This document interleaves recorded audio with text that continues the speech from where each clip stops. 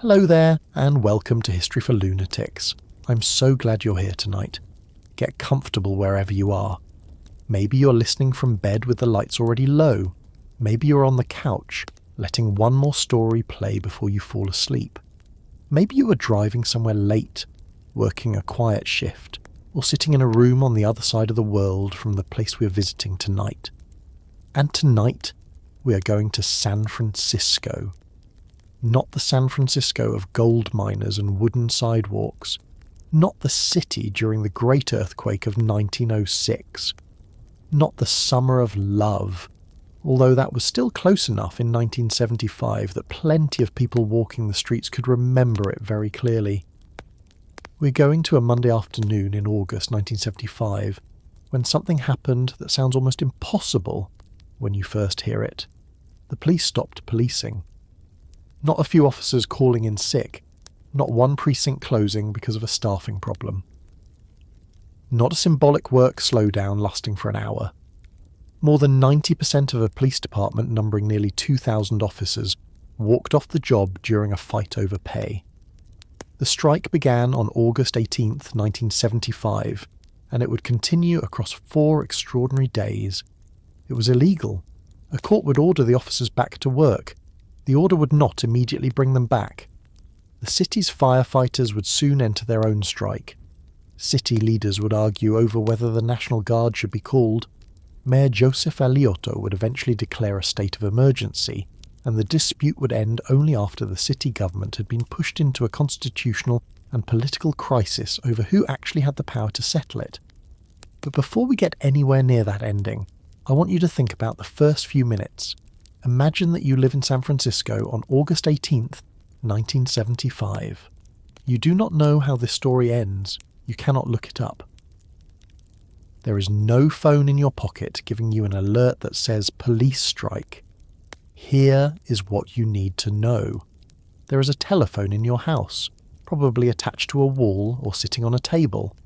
There is a television that gives you news when the scheduled news program comes on. There is the radio. There are newspapers, there are neighbours, there are rumours, and then word begins spreading that the officers who are supposed to answer emergency calls, patrol neighbourhoods, investigate crimes, control traffic and respond when something goes wrong, are leaving their stations and joining picket lines. What would you do? Would you lock the door? Would you call someone you knew? Would you go outside just to see whether the streets actually looked different? Would you assume the whole thing would be over by dinner? And where are you listening from tonight? I always like knowing that. Tell me the city, the country, or even just the room you are in. There is something interesting about telling a story from San Francisco in 1975, and knowing it might be heard decades later from London, Toronto, Sydney, Mumbai, a small town in Ohio, or a bedroom somewhere I have never been. If this kind of storytelling speaks to you, if you like finding the strange moments of history that somehow manage to disappear between the famous ones, you can subscribe and give the video a like. You do not have to interrupt what you're doing, just do it whenever you feel like it. For now, come back to San Francisco. Monday, August 18th, 1975. The city had roughly 700,000 residents. Its police department had 1,935 officers, according to historical accounts of the strike, and more than 9 out of every 10 of them would participate in the walkout. What remained was not enough to operate a major American police department normally. Senior personnel stayed on duty. Some officers refused to strike. Historical accounts also note that a significant number of black officers remained at work rather than join the action. But the ordinary police presence San Franciscans expected to see every day was suddenly reduced to a fraction of its normal strength. That alone would have been remarkable. The stranger part was who was doing the striking. San Francisco knew labour disputes. This was a union city with a long and complicated history of organised labour. Dock workers had shut down the waterfront. Municipal workers had struck. Teachers had fought the city. Public employees had learned that collective action could force City Hall to negotiate. Only a year earlier, in 1974, San Francisco had endured a major municipal workers' strike. California law did not give public employees a general right to strike, yet city workers had still walked out. After about a week, Mayor Aliotto and the Board of Supervisors agreed to terms. A later legal fight reached the California Supreme Court, which held that agreements produced through such an illegal strike could nevertheless be enforceable. That decision arrived in 1975, only months before the police confrontation. It mattered because everyone involved in the coming dispute understood that an illegal strike did not necessarily mean an ineffective strike. That was the uncomfortable lesson waiting in the background. You could break the rule against striking and still possibly keep what you won. Now apply that lesson to the police. The people walking onto the picket lines were not machinists leaving a factory. They were not clerks leaving an office. They were armed officers who possessed arrest powers, wore city-issued badges and had taken an oath to enforce the law, and they were now participating in an action that the courts would declare unlawful. That contradiction sat at the centre of everything that followed. It also explains why the San Francisco police strike became something much larger than an argument about salaries. The immediate dispute involved money. The police wanted a raise of 13.05%. On August 18th, the Board of Supervisors supported an increase of roughly 6.5%, about half of what the police were demanding. The police rejected it. The strike began. 2 days later, San Francisco firefighters would begin striking as well, and because police and firefighter compensation in the city had long been closely linked, the salary dispute could not easily be contained to one department. The numbers sound dry when you hear them now.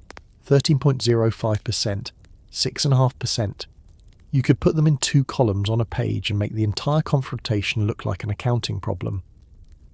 But salary fights are rarely only about arithmetic. For the officers, pay was tied to status.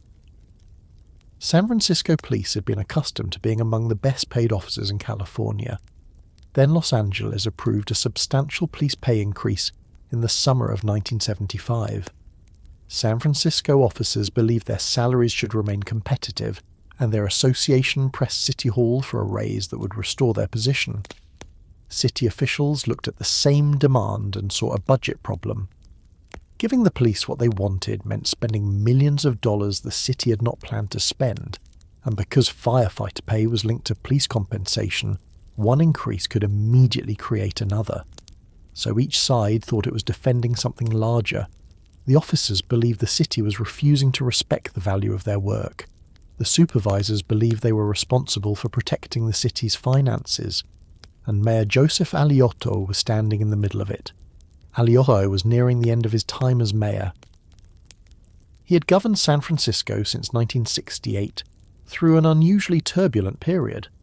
During his years in office, the city had experienced anti-war demonstrations, intense political conflict, the Zodiac killings, the zebra murders, and the violent saga surrounding the Symbionese Liberation Army. San Francisco in the early 1970s could be exciting, creative, and beautiful, but nobody paying attention could call it politically calm. The police department itself was changing. Charles Gaine had become chief in 1975, replacing Donald Scott.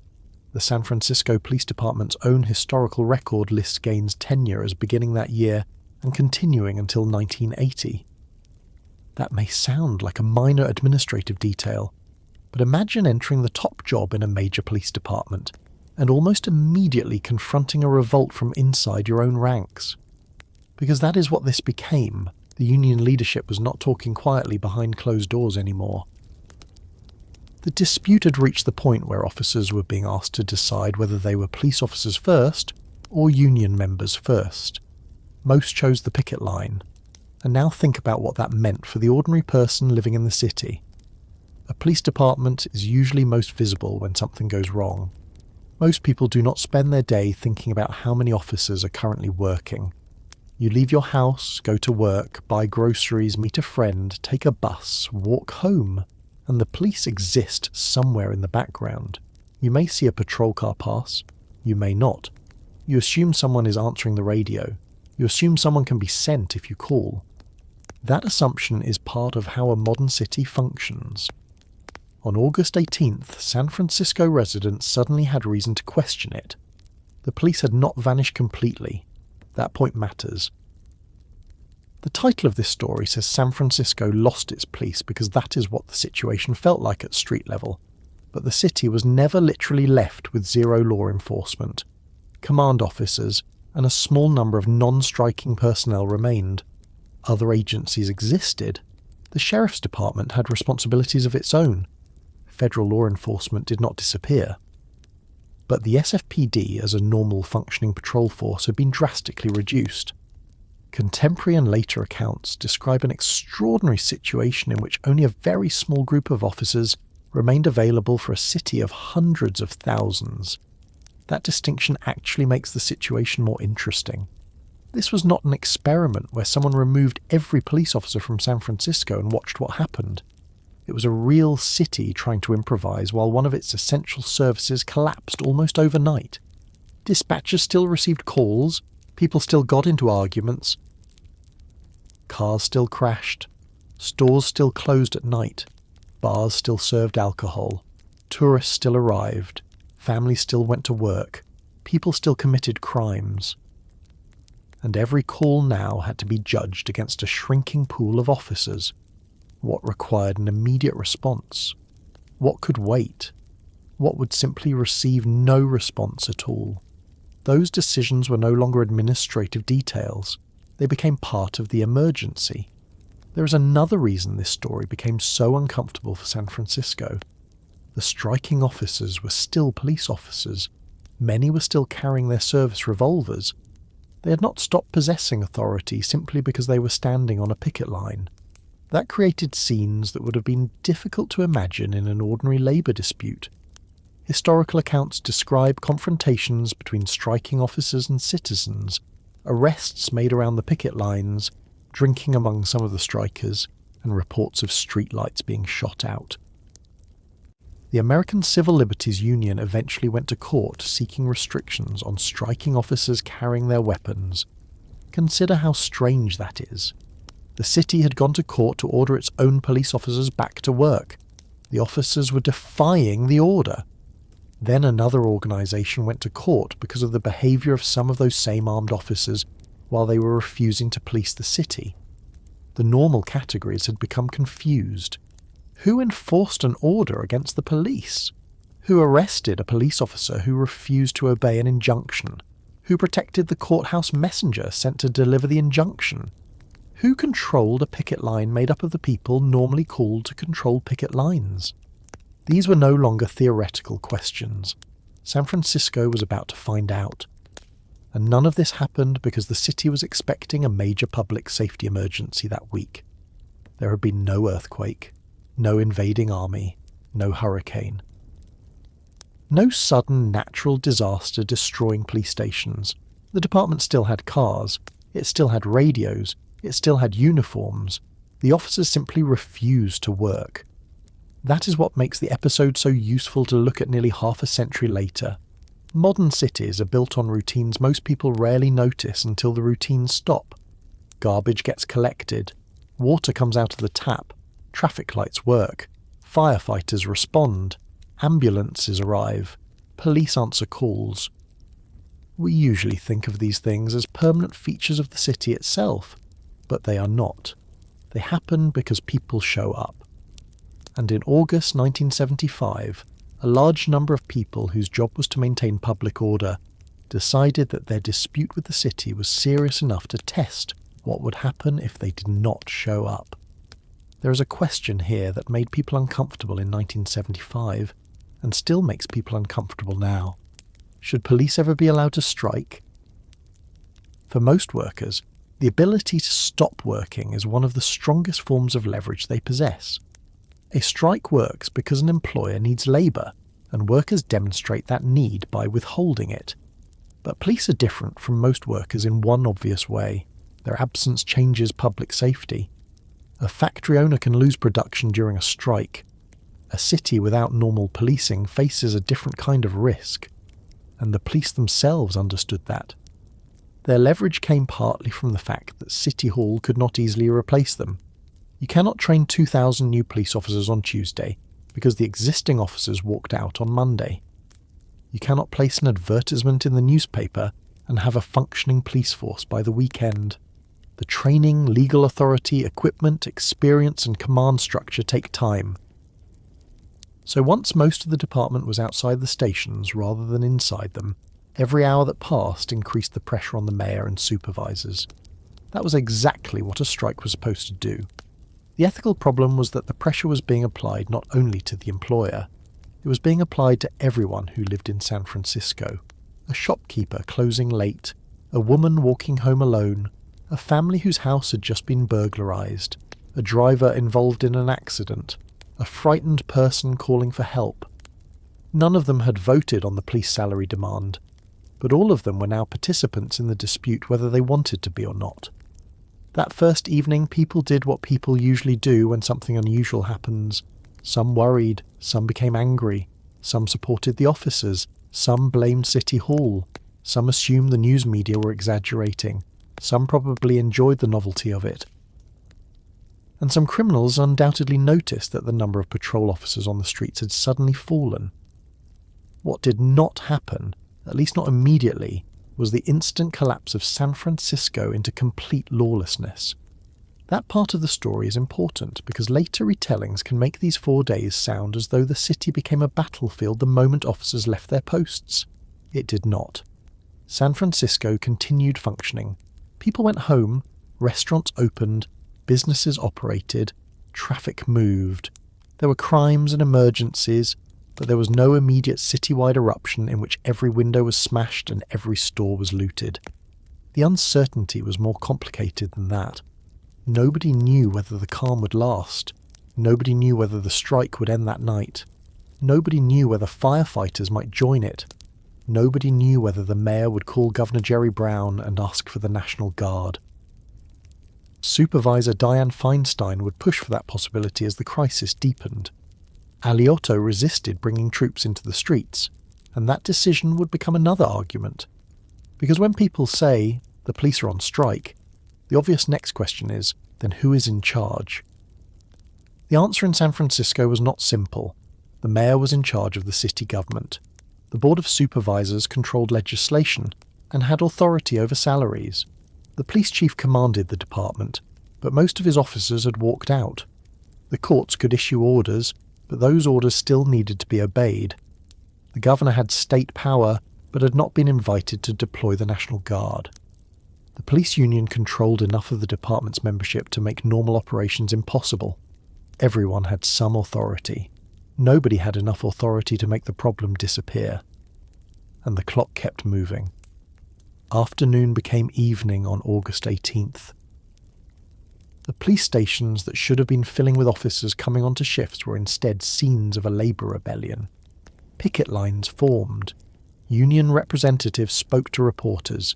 City officials held meetings. Telephones rang. News crews appeared. The legal machinery began moving almost immediately because the city understood that it could not simply treat this like a private labour dispute and wait. The strike was illegal. The Superior Court ordered the officers back to work. Under normal circumstances, telling police officers that a court had issued an order would seem like the end of the discussion. It was not. The strike continued. That is the moment I want you to hold on to. Not the later bomb at the mayor's house, not the firefighters joining the walkout, not the emergency declaration, not the final settlement. Those things are coming.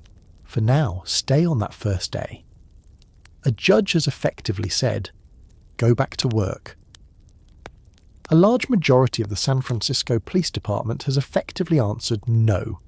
The people who enforce court orders are refusing a court order. The city suddenly has to decide what it is willing and able to do about that. And somewhere beyond City Hall, ordinary San Franciscans are locking storefronts, turning on televisions, picking up telephones and trying to understand whether the city they woke up in that morning is still operating under the same rules. It is tempting to look at a confrontation like this and search immediately for the villain. Maybe it was the union. Maybe it was the supervisors. Maybe it was the mayor. Maybe it was everyone. But before deciding that, we need to understand why nearly 2,000 police officers reached the point where they were willing to do something they knew was illegal, something guaranteed to anger a large part of the public, and something that put their own careers at risk. Because police officers did not arrive at their stations on August 18th, hear the number 6.5%, and spontaneously walk outside. The argument had been building. There were salary formulas, comparisons with Los Angeles, union politics, old promises, city finances and memories of earlier public employee strikes all sitting behind the decision. There was also a police association that had become increasingly willing to use organised labour tactics, even though police unions occupied an awkward place inside the labour movement itself. To understand why San Francisco could go from an ordinary Monday morning to a city with almost no normal police patrols by Monday evening, we have to go back before the first picket sign appeared and look at the dispute that made hundreds of officers decide that enforcing the law could wait until City Hall gave them what they believed they were owed. That confrontation had not begun on August 18th. By the time officers started leaving their posts, the argument had been building for months, and some of the habits behind it had been building for more than 20 years. To understand why a police officer in San Francisco could look at a proposed 6.5% raise and consider it unacceptable, you first have to understand how police pay worked in the city. This was before the modern system of collective bargaining agreements that now governs much of public sector employment.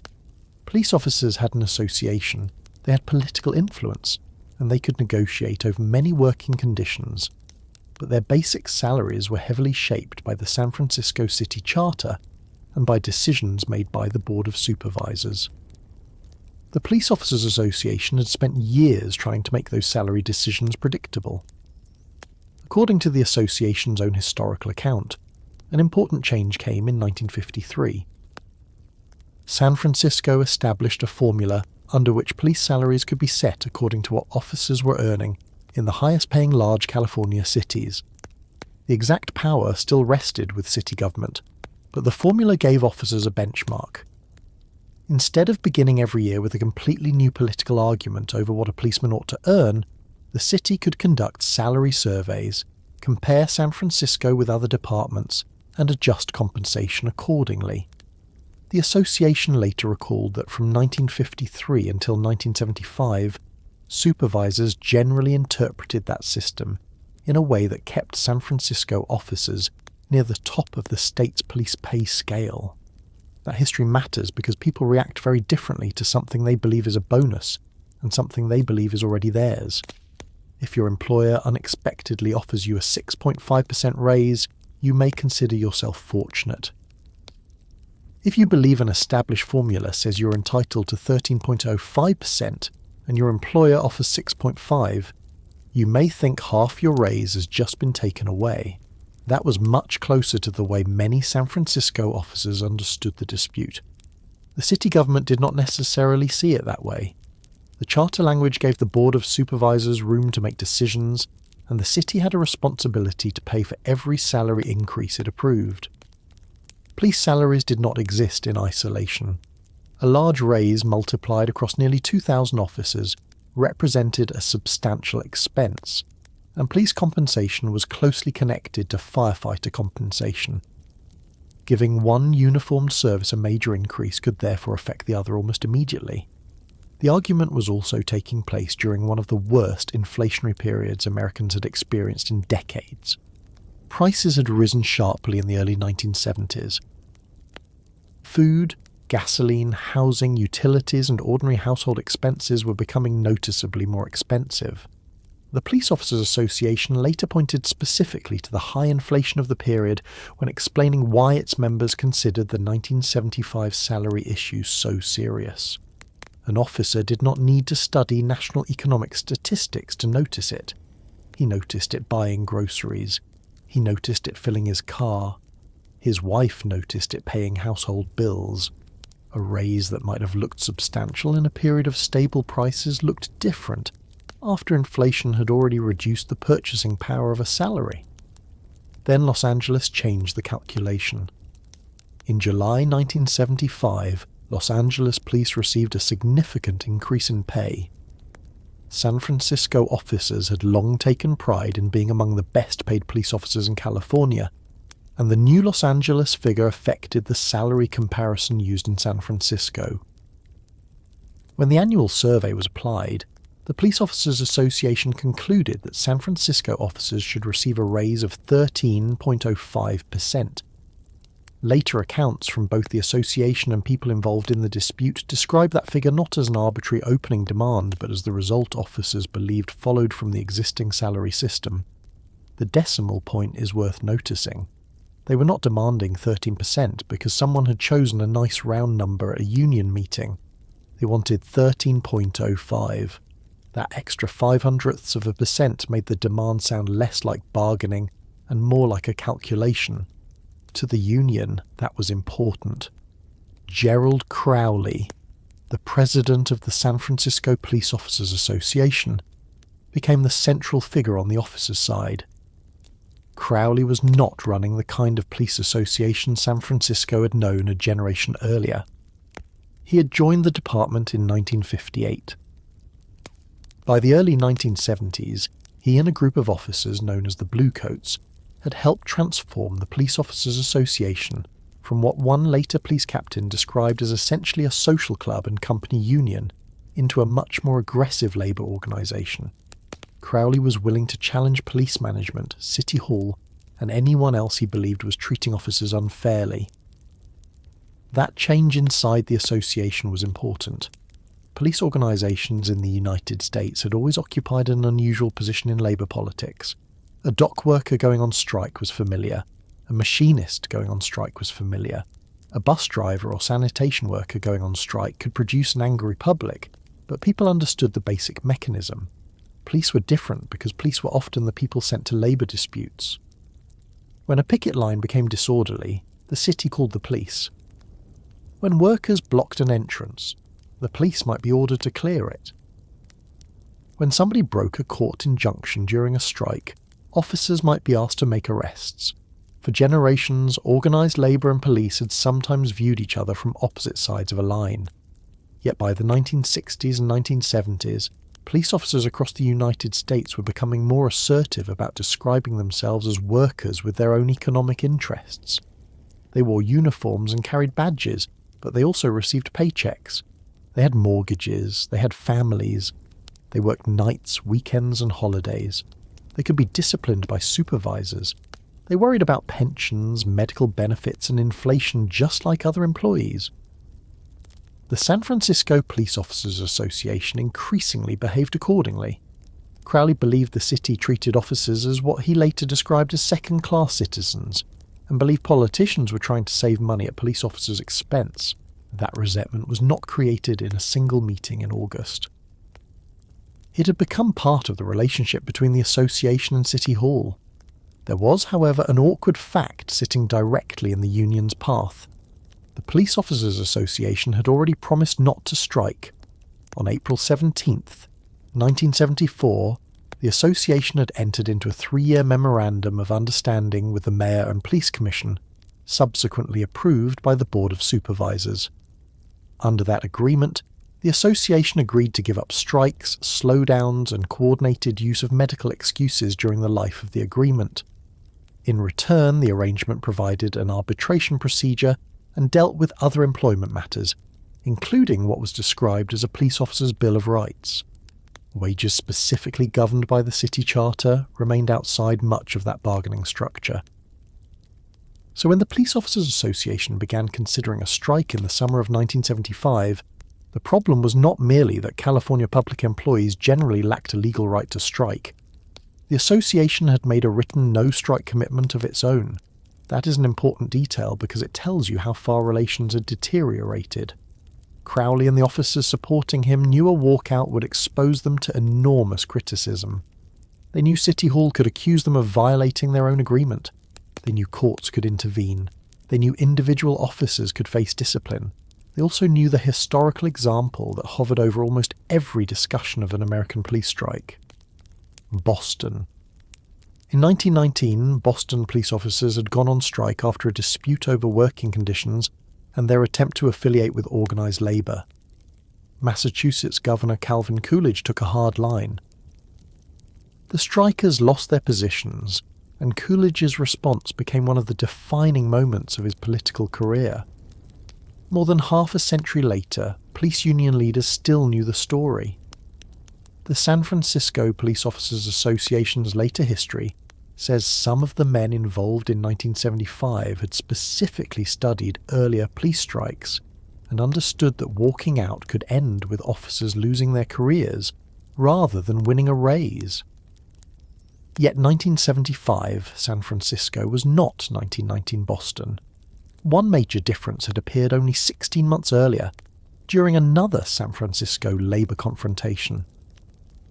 In March 1974, large numbers of municipal workers went on strike over salary and benefit proposals. Picket lines went up at City Hall and other municipal facilities. Workers who were not themselves striking refused to cross them. According to the California Supreme Court's later description of the dispute, many city services were sharply reduced or stopped. Negotiations continued while the strike was underway, and after roughly a week, union representatives and members of the Board of Supervisors reached an agreement. The board then adopted new salary legislation. That should have ended the issue. Instead, a legal fight followed. Taxpayers challenged the salary measures. San Francisco Comptroller Nathan Cooper refused to implement the new pay schedules, while questions about their legality were being litigated. One argument was particularly important. If a salary agreement had been produced under pressure from an illegal public employee strike, could the resulting legislation itself be invalid? The California Supreme Court answered that question on April 4, 1975. The court did not declare that public employees possessed a general legal right to strike. It did something more specific. It held that the mere fact legislators had acted under pressure from an illegal strike did not automatically invalidate legislation they subsequently adopted. The validity of the legislative action had to be judged by the law itself, not simply by the political pressure that may have helped produce it. That decision arrived just over 4 months before the police walkout. Think about the lesson an aggressive union leader could draw from it. A strike might be illegal. That did not necessarily mean the gains produced by the strike would disappear. The workers who had walked out in 1974 had demonstrated that municipal services could be interrupted, negotiations could continue during the disruption, and City Hall could make concessions. Then the California Supreme Court had demonstrated that those concessions were not automatically worthless, merely because an unlawful strike had helped produce them. Nobody needed to say aloud that this created an incentive. The example was sitting there. City officials could see it. Union leaders could see it. Police officers could see it. And Mayor Joseph Alioto had been involved in the earlier confrontation. Alioto was not naturally hostile to organised labour. He had deep connections to San Francisco's labour-oriented political culture, and his administration had already negotiated its way through public employee disputes. That made him very different from a mayor whose first instinct might have been to fire everyone who threatened a walkout. It also put him in a difficult position. If he gave the police association everything it demanded before a strike, he risked showing every public employee union in San Francisco that a credible threat of disruption could produce a major financial concession. If he refused, and the officers walked out, he risked losing most of his police force. The Board of Supervisors faced the same problem, except supervisors had to think especially carefully about the budget. A 13.05% increase was not simply a matter of adding a little money to individual paychecks. Multiply it across the police department. Then account for the relationship between police and firefighter pay. Then consider what other city employees might ask for after watching uniformed public safety workers receive a double-digit increase. One wage decision could influence the city's labour negotiations far beyond the police stations. The supervisors therefore had reasons to resist that had nothing to do with whether they liked police officers. From their perspective, government could not operate by allowing every salary comparison to become an automatic claim on the Treasury. From the officers' perspective, that argument came too late. For more than 20 years, they believed the city had followed the salary formula in a way that kept their compensation near the top. Then the formula produced a large increase, and suddenly City Hall seemed interested in emphasising its discretion. That felt like changing the rules after seeing the answer. The association's later account describes 1975 as the first time in more than 2 decades that the supervisors declined to grant the full amount officers believed the salary survey justified. That is the union's retrospective description, and it obviously reflects the union's view of the conflict, but it helps explain the anger within the membership. There was also pride involved. Police officers compare departments, they compare equipment, they compare staffing, they compare pensions, they definitely compare salaries. Being able to say that San Francisco police were among the best paid in California had value beyond the dollars themselves. It suggested that the city recognized difficult work. It helped with recruitment. It reinforced the idea that San Francisco expected a professional department and compensated it accordingly. Los Angeles moving ahead on salary was therefore interpreted by some officers as more than a financial difference. It was a loss of standing. Crowley was well suited to turn that resentment into action. He was a sergeant rather than a distant union professional who had never worn a badge. Officers knew him from the department. His leadership style was confrontational, and even people who later respected his effectiveness acknowledged how divisive he could be. The Police Officers Association remembered him as a powerful leader. The San Francisco Chronicle's judgment was considerably harsher, later describing him as an insubordinate overreacher. Both descriptions tell you something useful. Crowley was not looking for a polite way to lose. As negotiations hardened, the association had to decide whether the threat of a strike was real. This is the point where labour disputes often change. For weeks, people can say things they hope they will never have to do. Union officers talk about action. Politicians promise they will never surrender. Members vote on resolutions. Lawyers issue warnings. Reporters ask whether a strike is possible. Everyone still has room to assume a compromise will appear. Then somebody has to make a decision that cannot easily be taken back. For San Francisco's police officers, that decision came against the background of another unusual fact. They were not fighting primarily over working conditions covered by their 1974 Memorandum of Understanding. That agreement had specifically excluded wages and employment conditions governed by the Charter from its ordinary meet and confer obligations. The salary question therefore remained tied directly to City Hall's charter authority. This meant the union could argue that it had entered an agreement promising labour peace while expecting the established salary system to continue functioning as it had before. The city could reply that a no-strike promise was still a no-strike promise. Both statements could be true at the same time. That is part of what made the dispute so difficult to settle. By mid-August, the positions were no longer separated by a small amount. The association wanted 13.05%. The Board of Supervisors was moving toward approximately 6.5%. Half. Not literally half down to the final decimal, but close enough that no one could pretend the gap was symbolic. The board's offer was still a raise. The officers saw it as a rejection.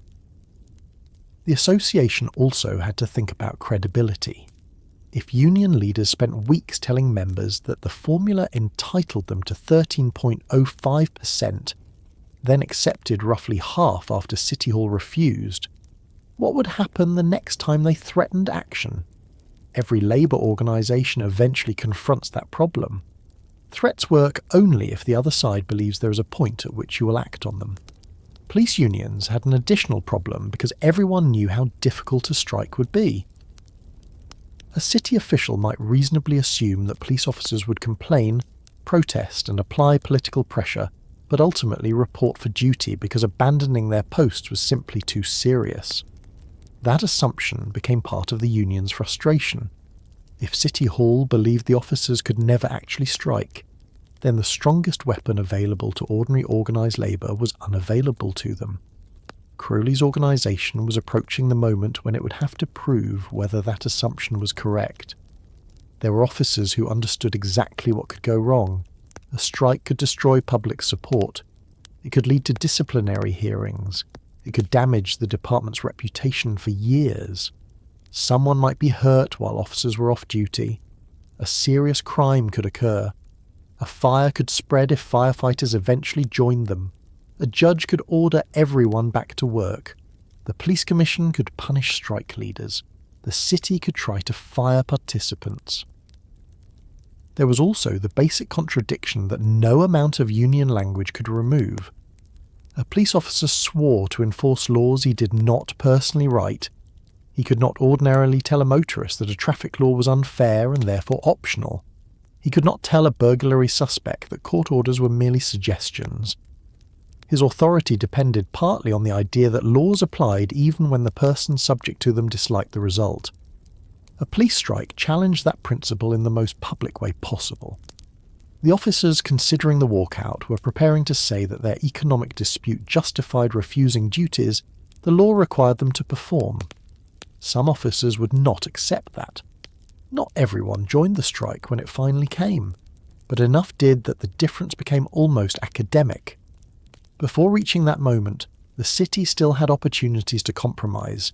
Meetings were held, numbers were discussed, the possibility of a walkout was understood. The Board of Supervisors knew what the Police Officers Association was demanding. The association knew the board was unwilling to approve it. Aliotto knew both sides. Chief Charles Gain, newly appointed to lead the department in 1975, was watching a labour confrontation develop inside the organisation he had just taken over. For a police chief, this was an especially unpleasant position. His authority depended on officers following orders.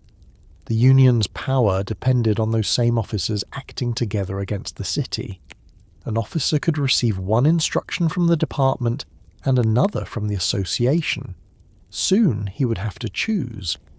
The situation became even more serious because firefighters were watching. Police and firefighter compensation in San Francisco was closely connected. If the police won 13.05%, firefighters had a direct financial interest in the result. If the city held police to 6.5%, that mattered to firefighters too. The dispute therefore contained the possibility that losing police protection might be followed by losing much of the fire service. San Francisco is not a city where the words fire department carry only ordinary meaning. Anyone familiar with the city's history understood what fire could do. That did not mean 1906 was about to happen again. It meant city leaders knew a simultaneous police and fire strike would move the dispute into an entirely different category. Still, on the weekend before August 18th, the crisis had not yet reached that point. Most San Franciscans were going about their ordinary lives. Someone was shopping for dinner, someone was working a restaurant shift. Tourists were taking photographs. Cable cars were running. Bars were opening. Officers were still reporting for duty. A patrolman beginning his shift might know that his association was preparing for a confrontation, but he still put on the uniform, checked his equipment and went to work. That normality made what happened next more abrupt. On Monday, August 18th, the Board of Supervisors agreed to offer the police and firefighters a raise of approximately 6.5%. The unions were demanding 13.05%. Later court records would state the dispute in those plain terms. The board offered roughly 6.5. Police and firefighters demanded 13.05. The police began their strike that day, with firefighters following on August 20th. There was no remaining misunderstanding about the numbers. The officers had not received what their association had told them the salary system justified. The supervisors had not been persuaded to spend what the union demanded. The no-strike agreement remained in force. California law still did not give the officers a right to strike. The experience of the 1974 municipal walkout was fresh. The Supreme Court's April decision was fresh. Crowley had an organisation that had spent several years turning itself into a genuine labour union. and thousands of people were about to discover whether police officers would actually behave like one. The decision spread through the department. Men who had spent careers taking orders were being asked to disobey one of the most basic expectations of police service. Some had only minutes to decide: stay at the station or leave, take the patrol car out or join the picket line, obey the department or obey the union vote. There was no way to do both. A few officers remained where they were. Command personnel stayed. Others refused to participate for their own reasons, but throughout the department, badges, uniforms and police powers were about to move from patrol assignments to a labour confrontation. The first officers walked out, then more followed. Shift by shift, station by station, the scale became obvious. This was not going to be a demonstration outside City Hall, followed by everyone returning to work. More than 90% of the department would eventually participate.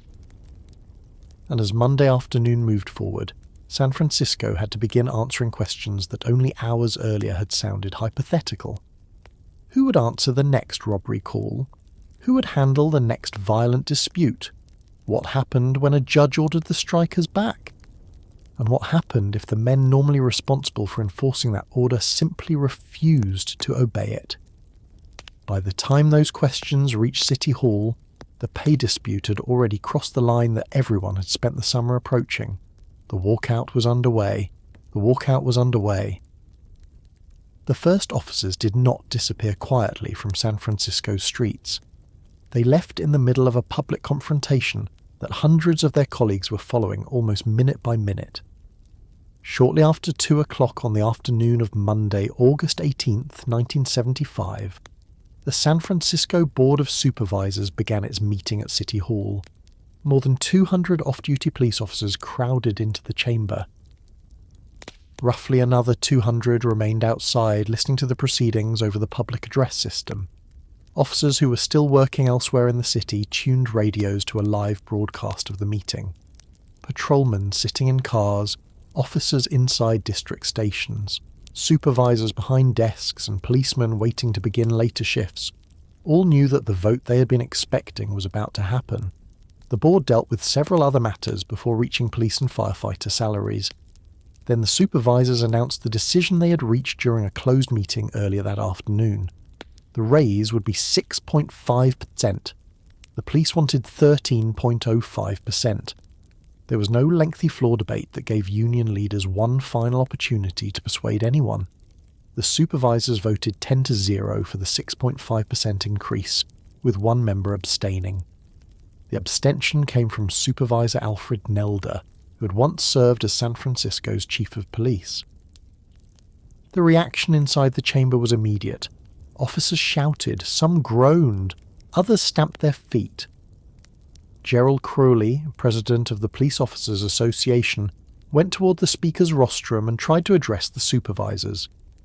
Under the board's procedure, he could not simply begin speaking.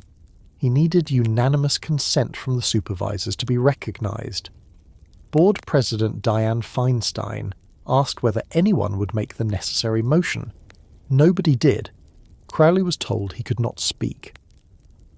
For the officers who already believed City Hall had refused to negotiate seriously with them, that moment mattered almost as much as the salary vote. They had come to the meeting expecting rejection, but they also wanted to make their case publicly.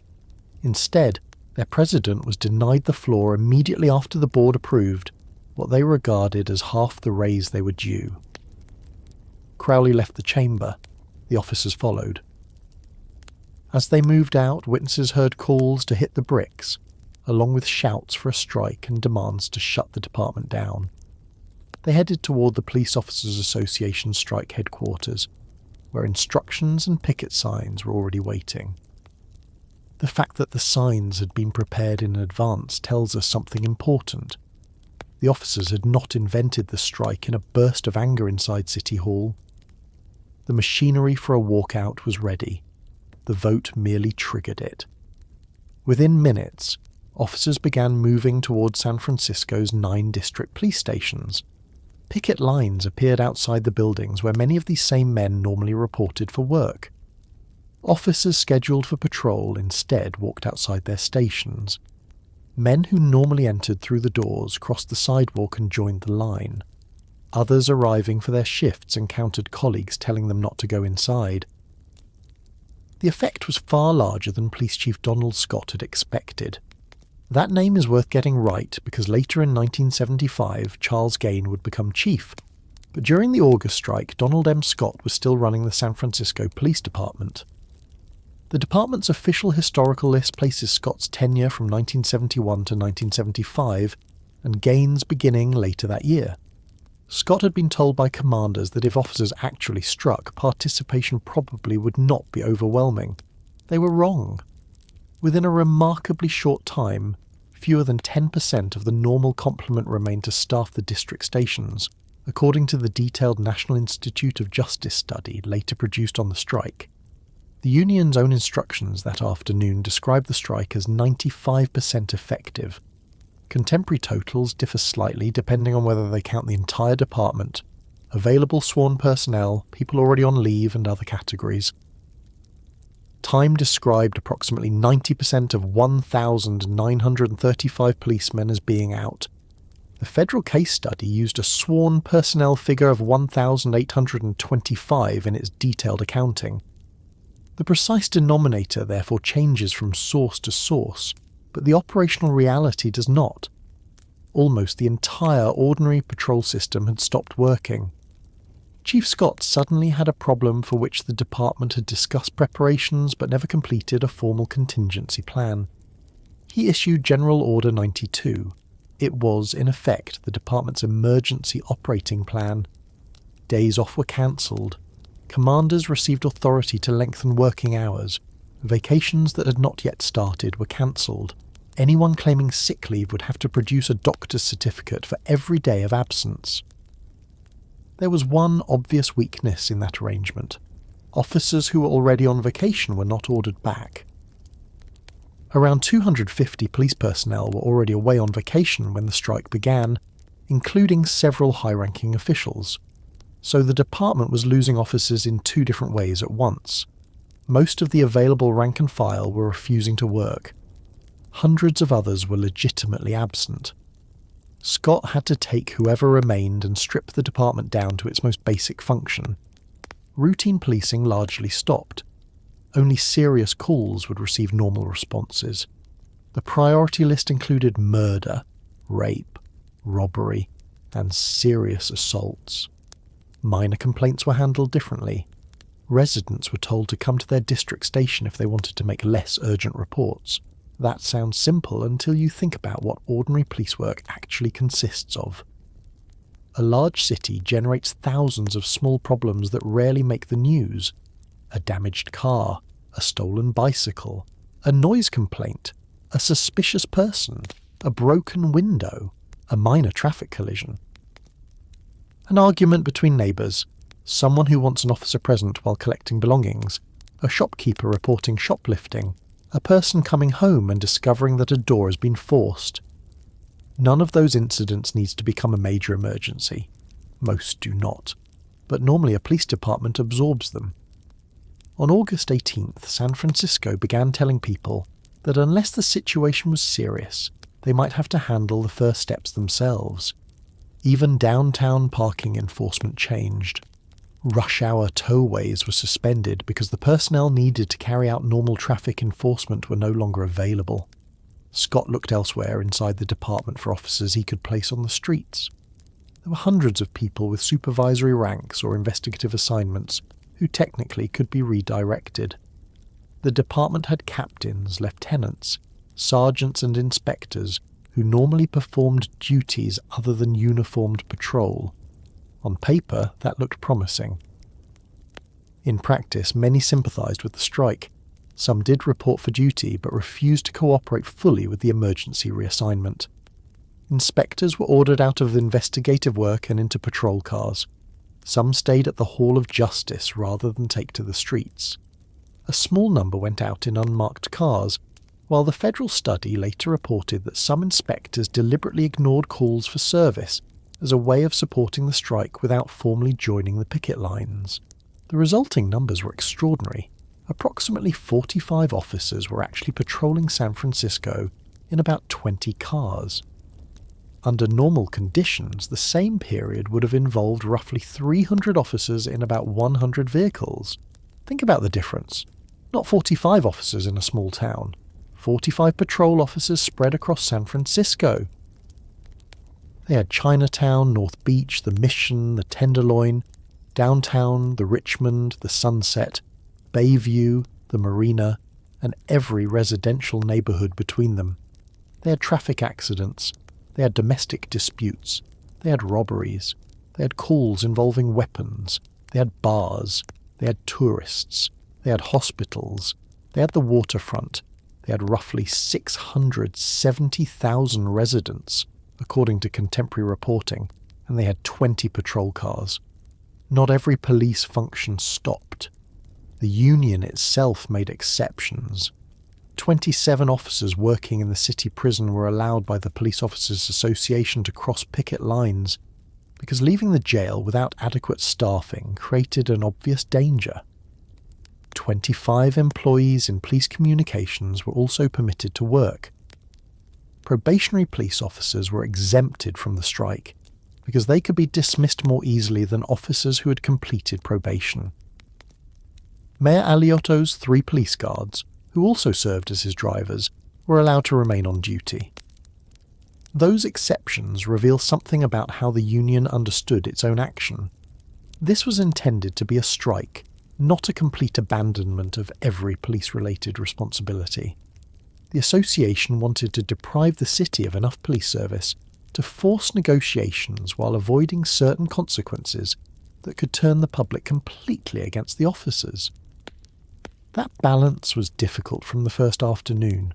Crowley publicly defended the walkout by placing responsibility on the Board of Supervisors. He argued that the supervisors' refusal to negotiate properly had created the danger facing San Francisco.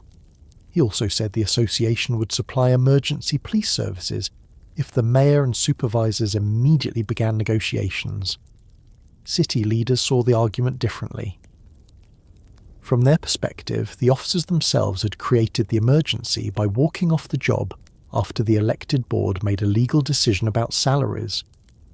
Both sides were therefore using public safety as part of their case. The city said the officers had endangered residents by striking. The union said the supervisors had endangered residents by refusing to settle. And the people caught between those claims still needed somebody to answer the telephone if they were robbed. Chief Scott tried to keep public fear under control. He assured Mayor Aliotto there was no reason for panic. Police officials answering questions from citizens offered a slightly less comforting version of the same message. People were encouraged to be more cautious than usual, remain aware of their surroundings and avoid going out alone late at night if they didn't need to. One department spokesman went so far as to say that if residents had no real reason to go out at night, police would prefer that they stay home. That is a revealing piece of advice from a police department. There was supposedly no reason to panic, but perhaps do not go outside tonight unless you have to. San Franciscans began adjusting. Some people locked doors earlier. Businesses paid closer attention to closing procedures. Banks and financial institutions would soon increase requests for private guards, and demand for guard dogs would rise as the strike continued. Yet the first afternoon did not produce the mass criminal outbreak many people feared. There was no instant wave of thousands of people rushing into stores because patrol cars had disappeared. Traffic kept moving. Restaurants remained open.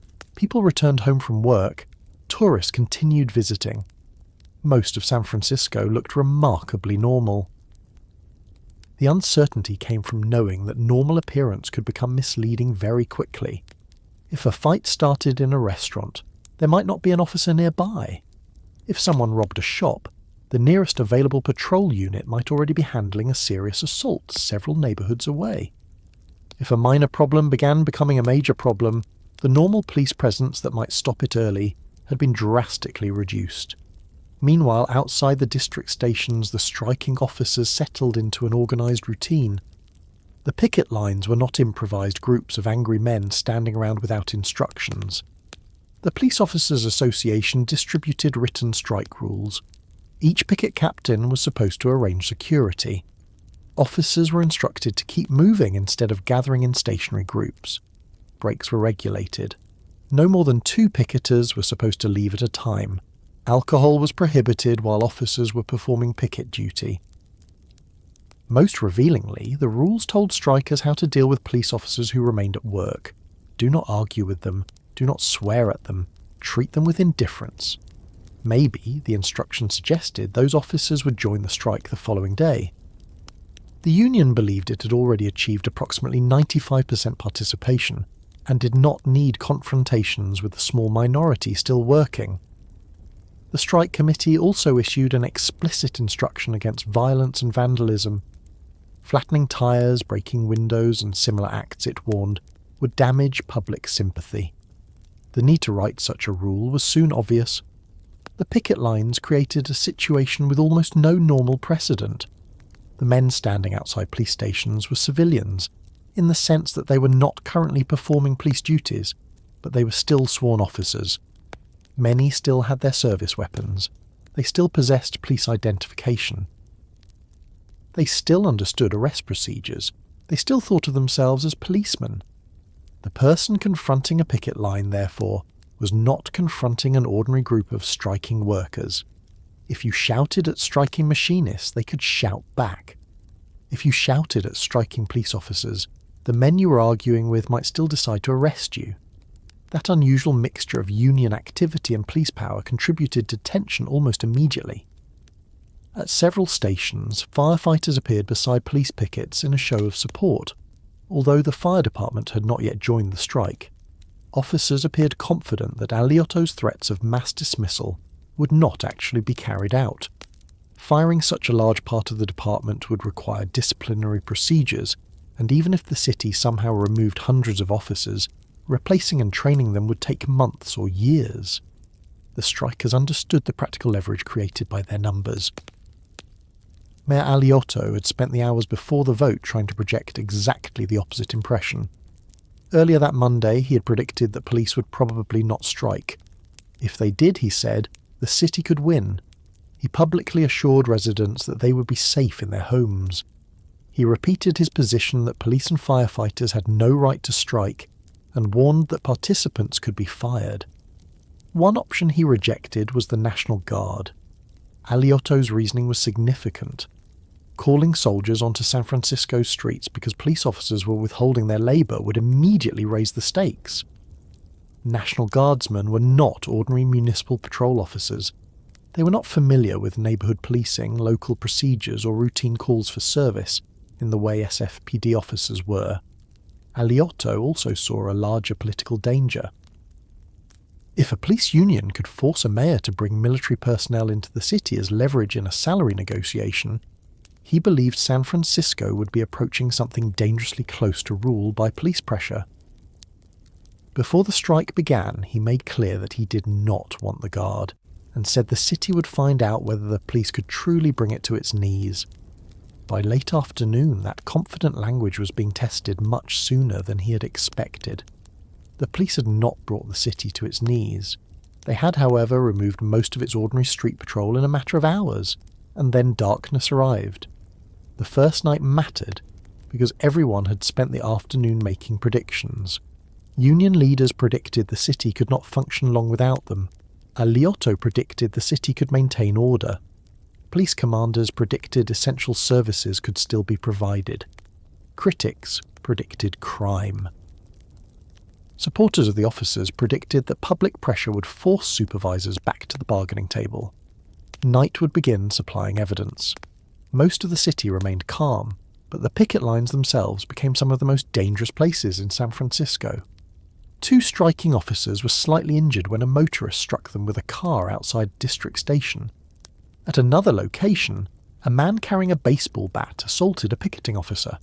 Then came a far more serious incident. Shots were fired at police pickets outside one station. The striking officers fired back. 3 suspects were arrested. The absurdity of the situation was now complete. Police officers who were refusing to provide police service had become targets of gunfire while picketing a police station, responded with their own weapons, and then exercise their police authority to arrest the people suspected of attacking them. The picketers reacted by increasing their own security. Shotguns appeared. Guards were positioned around the lines. At least some striking officers shot out nearby streetlights, apparently to prevent approaching attackers from seeing them clearly. The National Institute of Justice study later recorded officers warning approaching motorists to turn off their headlights before the strikers did it for them. This was no longer the orderly labour action described in the written strike instructions. Those instructions specifically said violence would destroy public sympathy. Yet before the first night was over, armed striking policemen had exchanged gunfire outside a station, and streetlights had been deliberately destroyed. Nothing about that was normal police conduct. Nothing about it was normal union conduct either. For residents who heard about the incidents through radio reports or the next morning's newspapers, it created an uncomfortable question.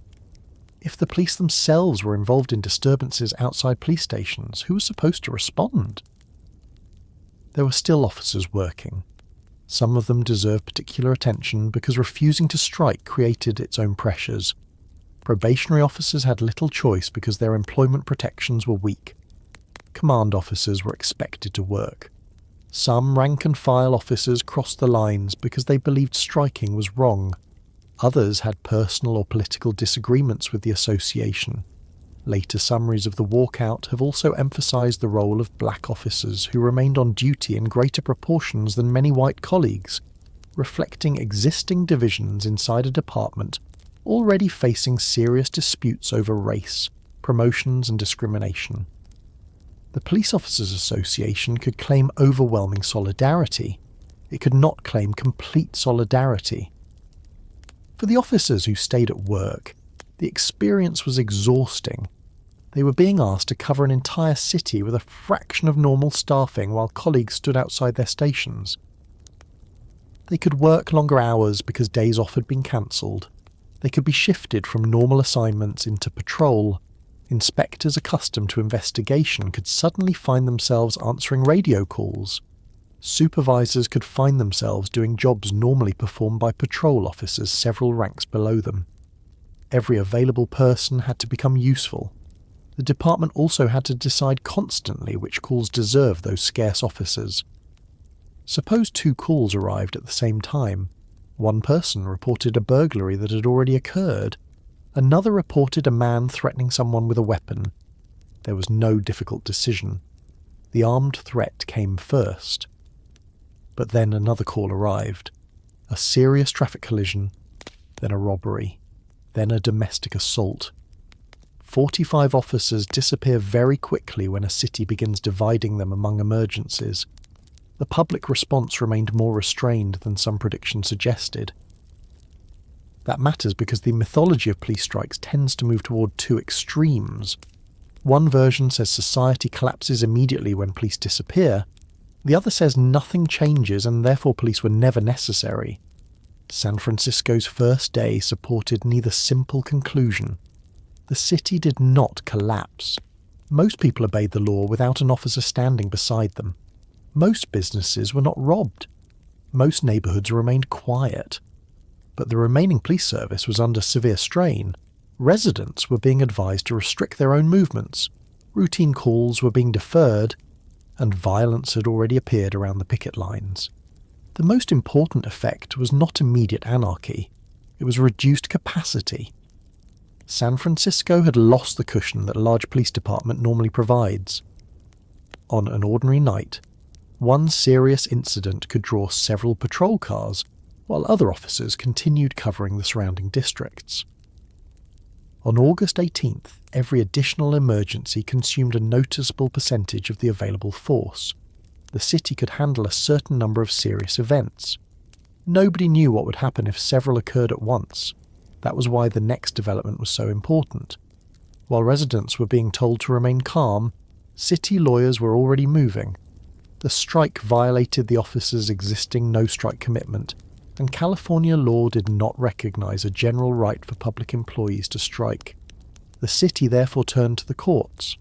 A temporary restraining order was obtained directing members of the Police Officers Association to stop striking and picketing. The legal position seemed straightforward enough. Courts had repeatedly held that public employees could be prohibited from striking, and police officers had even signed an agreement in 1974 promising to forego strikes, slowdowns, and coordinated medical absences during the agreement's term. Normally, a court order carries an implied final question. What happens if you refuse? The answer is enforcement. Someone delivers the order. Someone makes sure it is obeyed. If necessary, law enforcement officers become involved. San Francisco had managed to create the rare situation in which the people expected to enforce the order were the people the order was aimed at. By Tuesday morning, the picket lines were still there. The order had not ended the strike. The Police Officers Association argued that the dispute was political and that the courts should stay out of it. The judge disagreed and relied on existing decisions holding public employee strikes illegal. Crowley himself proved difficult to serve personally with the order. The federal study later noted the obvious irony. Under normal circumstances, police officers were often the people responsible for delivering and enforcing exactly this kind of judicial command. San Francisco had made it through the first night without the catastrophe some feared, but it had not solved anything. The officers were still outside. The patrol force was still thin. The supervisors still stood behind 6.5%. The union still wanted 13.05. The mayor was still threatening consequences. The courts had entered the dispute. Firefighters were watching closely. And ordinary residents were beginning a second day in which the most practical question was no longer whether the police strike was legal or whether either side had the better salary argument. It was what people actually did when they needed help, and the patrol car they normally expected might never arrive. The answer for most San Franciscans was not to form vigilante groups or start patrolling their neighborhoods with weapons. Nothing quite that dramatic happened. The city did not suddenly return to the days of the gold rush, when citizens sometimes organized their own committees and decided that formal government was moving too slowly. What happened in August 1975 was more ordinary, and in some ways, more revealing. People became careful. Businesses hired guards.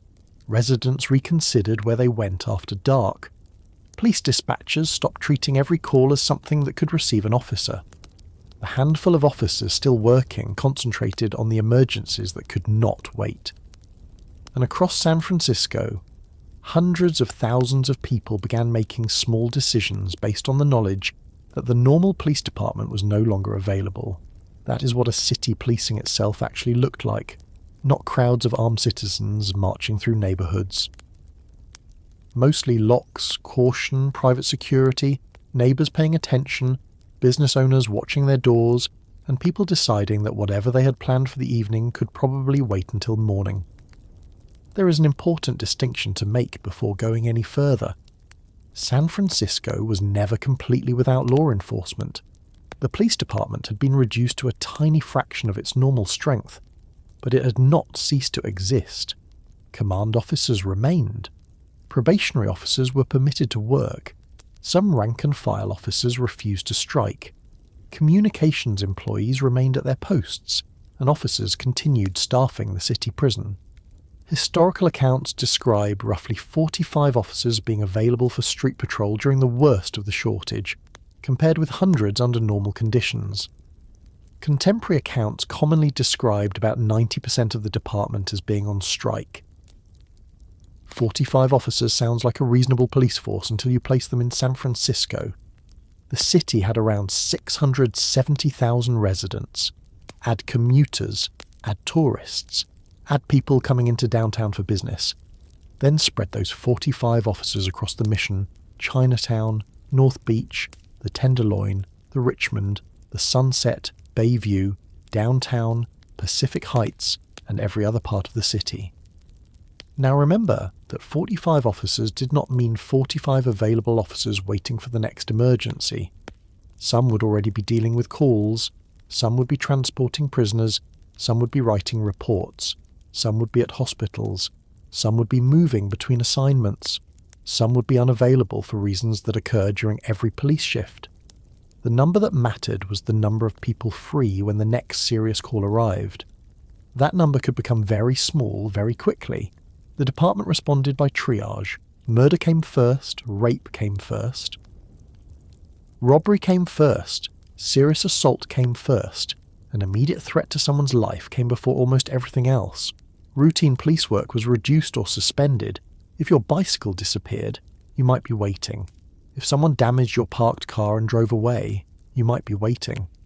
If something had already been stolen and the thief was long gone, there was little reason to expect a patrol car immediately. If you wanted to make a minor report, you could be told to go to a police station yourself. This created a strange reversal in the relationship between residents and police. Normally, the police came to you. During the strike, unless the situation was serious enough, you went to them. Traffic enforcement was reduced too. Ordinary police visibility declined sharply. You could drive across parts of San Francisco and see very few marked patrol cars. That absence was probably the first thing many residents noticed. Police presence is one of those features of city life that becomes easiest to see when it disappears. A patrol car going past a restaurant normally attracts little attention. After the strike began, seeing one could become noticeable. People knew there were only a few. They knew most officers were standing outside police stations rather than driving through neighborhoods. They knew the remaining force could not be everywhere. The question was whether criminals knew the same thing. The answer was obviously yes. News of the strike was everywhere. It was on radio. It was on television. It was in newspapers. The picket lines were visible. There was no secrecy about how badly the department had been reduced. Anyone considering a robbery knew that San Francisco had fewer police officers on the street than it normally did. That does not mean everyone with criminal intentions immediately rushed outside. Most people, including most people who occasionally break laws, do not spend their days waiting for the exact moment police staffing falls below a certain number. But some people clearly recognize the opportunity. One of the most widely reported incidents happened at Johnny Can's restaurant in Chinatown. Johnny Can's was not an obscure little place. It was one of San Francisco's best-known Chinese restaurants, associated with the transformation of Chinese-American dining in the city and visited over the years by celebrities, politicians, and tourists. During the strike, 4 armed young men entered the restaurant. They did not behave like robbers who expected a patrol car to arrive at any second. They moved among approximately 70 customers and collected purses and wallets. The amount taken was reported at about $5,000. Then they bundled the stolen property together and left. The restaurant management reportedly asked the customers to remain seated and gave them their meals without charge. Time later used the incident to illustrate exactly what the police shortage meant at street level. The robbers had little reason to hurry because most of the city's officers were on strike. It is easy to take that one robbery and turn it into a larger story than the evidence supports. San Francisco did not experience 4 days of continuous mass looting. There was no general collapse in which every business district was emptied by thieves.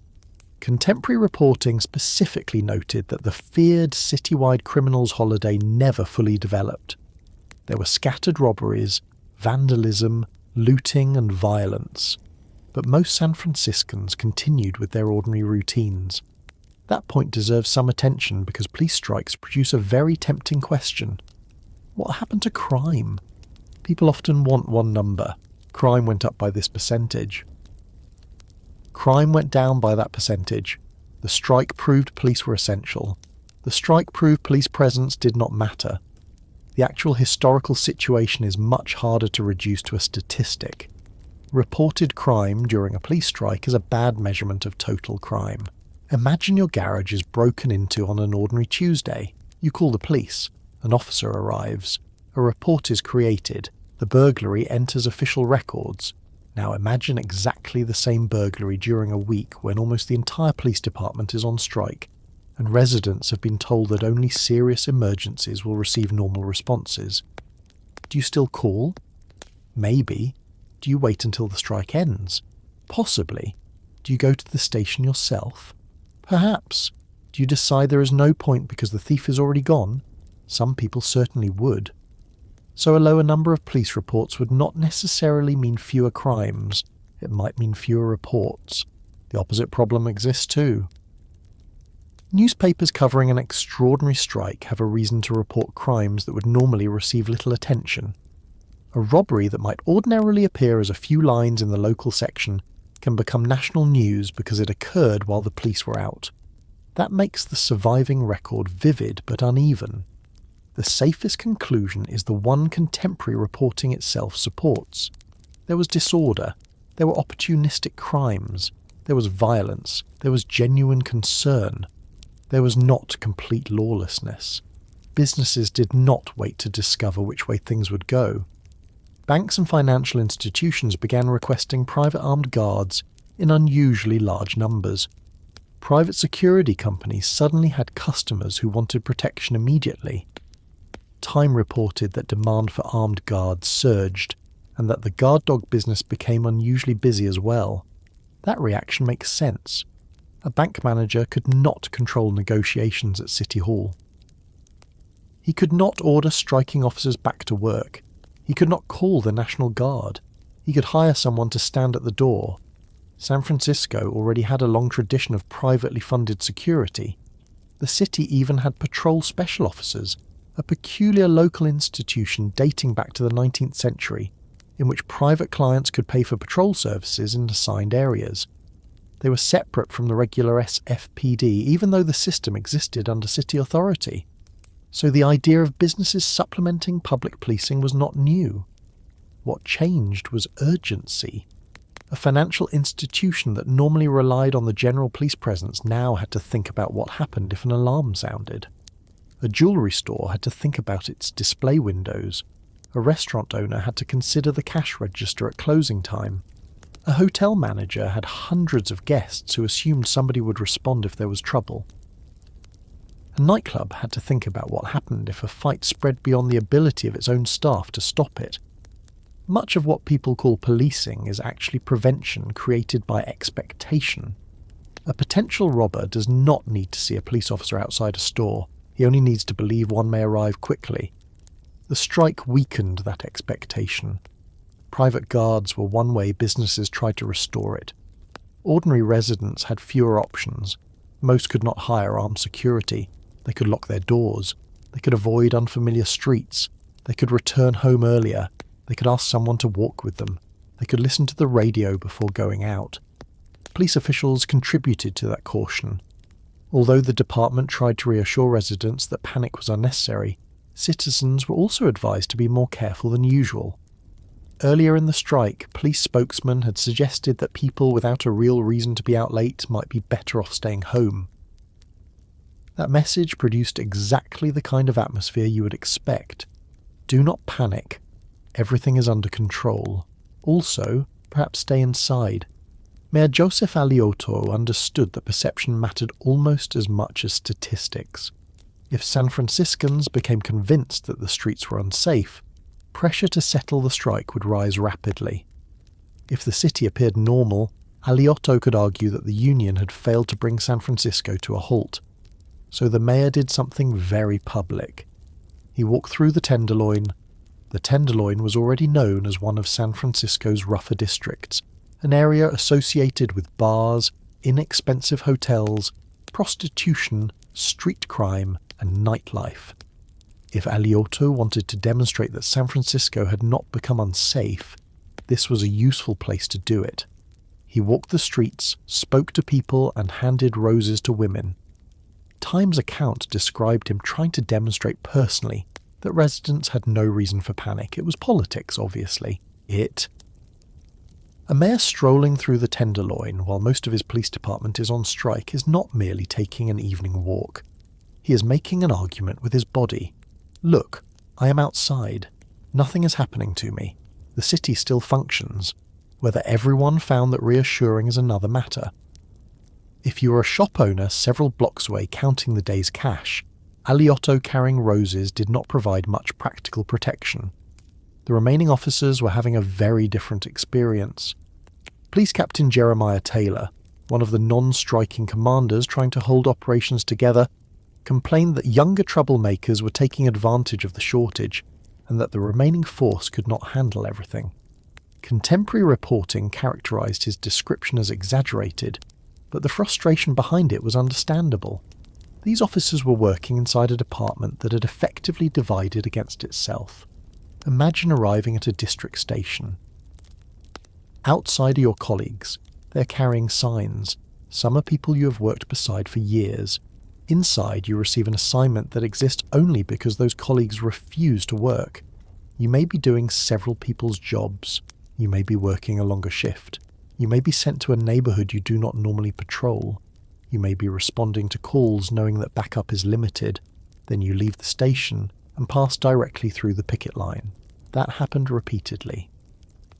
The Police Officers Association had instructed strikers not to harass colleagues who remained on duty. The union wanted the strike to look disciplined and understood that fighting with non-striking officers would damage its position. Still, the division was obvious. The strike also exposed racial divisions inside the department. Contemporary and later accounts noted that black officers remained on duty in disproportionately large numbers. Simplified retellings sometimes say that only managers and African American officers remained, which is too absolute. Some other officers remained as well. Probationary personnel had particular employment reasons to continue working, and not every officer fit neatly into one category. But race clearly mattered. Black officers in the SFPD had their own grievances with the department and with the Police Officers Association. They had spent years confronting discrimination in assignments and promotions and did not necessarily see the union leadership as representing their interests. So while the POA presented the strike as an act of police unity against City Hall, that unity had limits. Residents watching patrol cars during those days might therefore encounter some of the very officers who had historically held less power inside the department. There was another group doing essential work that almost nobody on the street could see: dispatchers. The telephone still rang. Someone still had to answer. That person could not manufacture an officer. Every request had to be evaluated. How serious is it? Is anyone injured? Is the suspect still there? Is there a weapon? Can the caller get somewhere safe? Can this wait? Dispatching is always an exercise in priority. But during the strike, the difference between priorities became much sharper. A routine call assigned to a patrol unit could mean that unit was unavailable if something violent happened 10 minutes later. So the city began operating like an emergency room with too many patients and too few doctors. The most serious cases went first. Everyone else waited. People also relied more heavily on each other. This is difficult to measure because neighbours helping neighbours rarely generate official records. A shopkeeper asking the business next door to watch the sidewalk does not appear in crime statistics. A husband picking up his wife from work because she does not want to walk home alone does not appear in police files.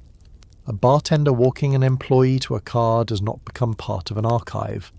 A building manager checking the front entrance twice before going to sleep leaves no report.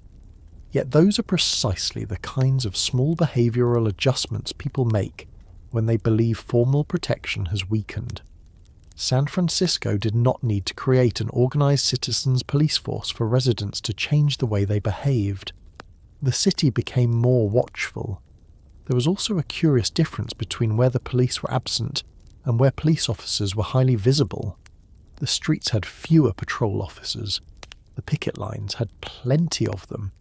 Hundreds of sworn policemen were gathered around police facilities and union locations, while the department struggled to find enough people for emergency patrol. That image became increasingly damaging to the strikers. A resident could hear that the city had only a few dozen officers available for ordinary street duty, and then see large numbers of healthy uniformed policemen standing outside a station refusing to work. Union members would say that was the entire point of a strike. Critics would answer that police service was not an ordinary job that could be withheld without consequences for people who had nothing to do with the salary dispute. The tension sometimes became direct. Angry citizens confronted picketers. Striking officers made arrests. At some locations, the picket lines themselves became scenes of violence. Officers were struck by vehicles. One officer was attacked with a baseball bat. Gunfire was directed at police pickets. and officers returned fire. Later accounts describe striking officers shooting out streetlights near picket positions and the ACLU going to court over officers carrying their service revolvers while participating in the strike. That meant one of the places most likely to contain armed police officers during the shortage was the place where police officers were refusing to police. Residents noticed the contradiction. The courts noticed it. City officials certainly noticed it. The mythology around the strike sometimes makes the street sound empty except for criminals. Archival television footage from August 19th shows something less dramatic, and therefore more useful. San Francisco was still San Francisco. Cars moved, people walked, reporters stood near picket lines, officers gathered outside buildings. The city did not physically look like a place where government had collapsed. The Bay Area Television Archive preserves KRON material from that second day, showing how visible the labour dispute itself had become. That normal appearance probably helped prevent panic. People take cues from other people. If you walk downtown and every shop is boarded, everyone is running, and smoke is rising from several blocks, you understand immediately that ordinary rules have stopped. If buses are moving, traffic lights are working, restaurants are serving lunch, and people are standing at newspaper boxes, you behave differently. San Francisco's other systems continued operating. Electricity worked, water worked, hospitals remained open. Public transportation was still operating, although transit workers had their own labour dispute brewing. Stores still received deliveries. Office workers still went to their jobs. The police strike removed one major public service, not the entire structure of city life. That explains why there was no instantaneous social collapse. Police are only one part of what keeps a city functioning. Most people do not refrain from robbery merely because a patrol car may appear. They refrain because they do not want to rob people. Most drivers do not deliberately crash into other cars because traffic officers are scarce. Most neighbours do not suddenly attack one another because response times have increased. Social order is produced by habits, relationships, workplaces, families, businesses, laws, expectations and institutions, as well as police. The strike demonstrated that very clearly. It demonstrated something else at the same time. When serious trouble did happen, there was no easy substitute for trained officers. The robbery at Johnny Can's restaurant is a good example. The customers could cooperate with the robbers and avoid being hurt. The restaurant could give everyone dinner. Management could make telephone calls afterward. A private guard might have helped if one had already been present. But none of those things replaced detectives who could investigate an armed robbery, identify suspects, collect evidence and make arrests. A neighbour can watch your house. A neighbour cannot run a homicide investigation. A shopkeeper can lock a door. A shopkeeper cannot safely answer an armed robbery call across town. A private security guard can protect one bank. He is not responsible for the entire Mission District. Self-protection could fill some gaps. It could not recreate the SFPD. That became more obvious the longer the strike lasted. The first day had carried some novelty. By the second, people understood that the officers had not simply made their point and returned. The picket lines remained. The legal order telling them to return had not restored normal service. Businesses were spending money on protection. Residents were changing routines. The remaining officers were tired. City officials were arguing about outside assistance. Dianne Feinstein and other supervisors increasingly wanted additional law enforcement personnel brought into the city, while Aliotto resisted using the National Guard and later resisted steps he thought would undermine negotiations. Contemporary reporting shows the dispute over outside forces becoming one of the central political arguments as protective services weakened. Then the problem expanded. On Wednesday, August 20th, most of San Francisco's firefighters joined the police on strike. Now the question was no longer only what happened if someone robbed you, it was what happened if your building caught fire. San Francisco had survived the police walkout without the widespread crime explosion many had predicted. A city could tolerate delayed burglary reports for a few days. It could ask people to be careful. It could hire guards. It could tell residents to stay home at night. Fire did not negotiate. A kitchen fire did not care about the Board of Supervisors. An electrical short did not wait until the pay dispute was settled. A burning apartment did not become less urgent because City Hall was in negotiations. Contemporary accounts reported that all 37 fires occurring during the broader emergency were ultimately extinguished, but the combination of police and fire strikes made the risk far more serious than the police walkout alone. San Franciscans had spent the first part of the crisis learning how much of ordinary life they could manage without normal police patrols. They were about to learn how quickly that experiment stopped being mainly about the streets and became a fight over legal authority inside City Hall, because once the courts had ordered the officers back, the supervisors were demanding outside help, the firefighters had walked out, and the mayor was refusing some of the measures being proposed to him. The basic question was no longer simply who would answer the next call. It was who actually had the power to make San Francisco's public safety system start working again. That question had become unavoidable by Wednesday morning. Who actually had the power to make San Francisco's public safety system start working again? The obvious answer should have been City Hall. The mayor ran the executive side of city government. The Board of Supervisors controlled legislation and salaries. The courts could order people to obey the law. The police chief could issue commands to officers. The governor could provide state assistance if the city requested it. Yet by August 20th, 1975, every one of those sources of authority had run into the same practical problem. Most of the police officers were still on strike. A court had already ordered them back. They had not gone back. City officials had threatened discipline. The strike continued. The Board of Supervisors had refused the 13.05% salary increase. The union had refused to accept approximately 6.5%. And now the firefighters were joining the walkout. The California Court of Appeal would later describe what happened in very plain language. Police began their illegal strike on August 18th, firefighters began theirs on August 20th, and the combined action produced an almost complete cessation of normal police and fire protection in San Francisco.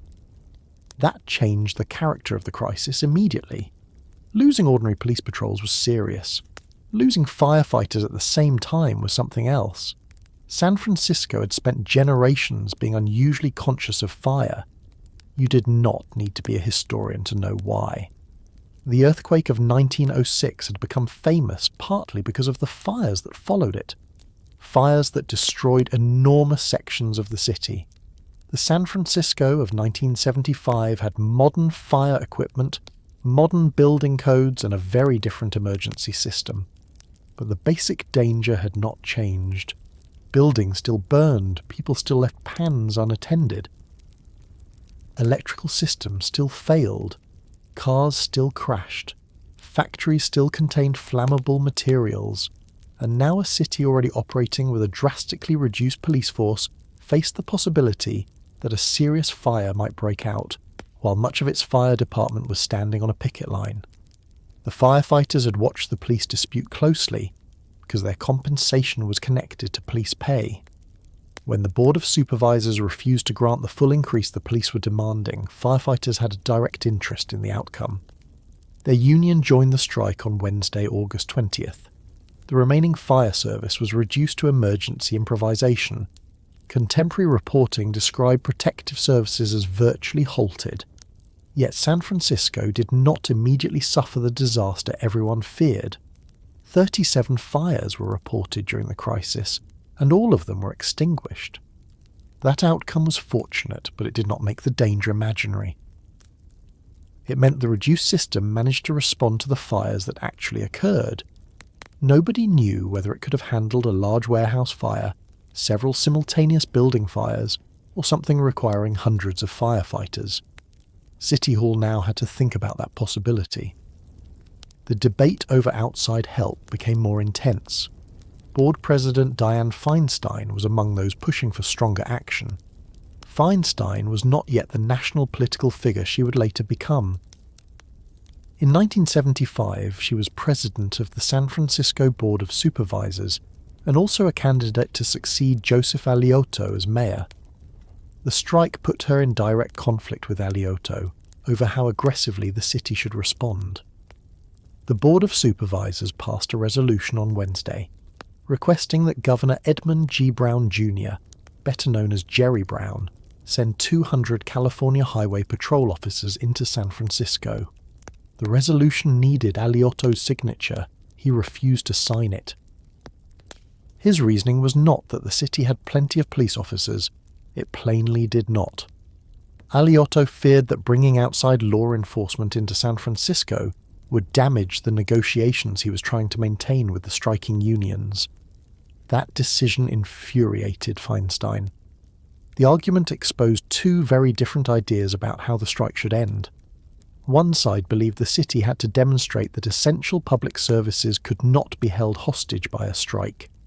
Bring in outside officers, maintain order, keep the city functioning, force the strikers to understand that walking out would not give them control over the government. Alioto looked at the same situation and worried that turning San Francisco into a confrontation between striking police and imported state officers could make settlement much harder. If 200 highway patrol officers arrived, would striking SFPD members treat them as strike breakers? Would there be confrontations at the stations? Would state officers be expected to arrest city officers who violated court orders? Would police officers who had spent careers working alongside one another now stand on opposite sides of a line? Nobody could guarantee what would happen. There was also discussion of using the National Guard, an even more serious step. Bringing uniformed soldiers into a major American city during a police labour dispute would have made the confrontation look less like a municipal salary argument and more like a state emergency. Alioto wanted no part of that if he could avoid it. From his perspective, the city needed a settlement. From the perspective of several supervisors, Alioto's reluctance to use outside force made the unions stronger. The disagreement became personal. Time reported that Feinstein, furious over Alioto's refusal to sign the request for highway patrol assistance, said she was so angry she could not speak. Alioto responded that it was the best speech she had ever made. That exchange tells you a great deal about the atmosphere inside City Hall. This was no longer a calm discussion among officials trying to solve the same problem. The mayor and supervisors were fighting each other while the police and firefighters were fighting the city. The legal system had not solved it either. San Francisco had already gone to Superior Court and obtained an order declaring the police strike illegal and directing the officers to return to duty. Later, court records treated that fact as undisputed. The strike nevertheless continued.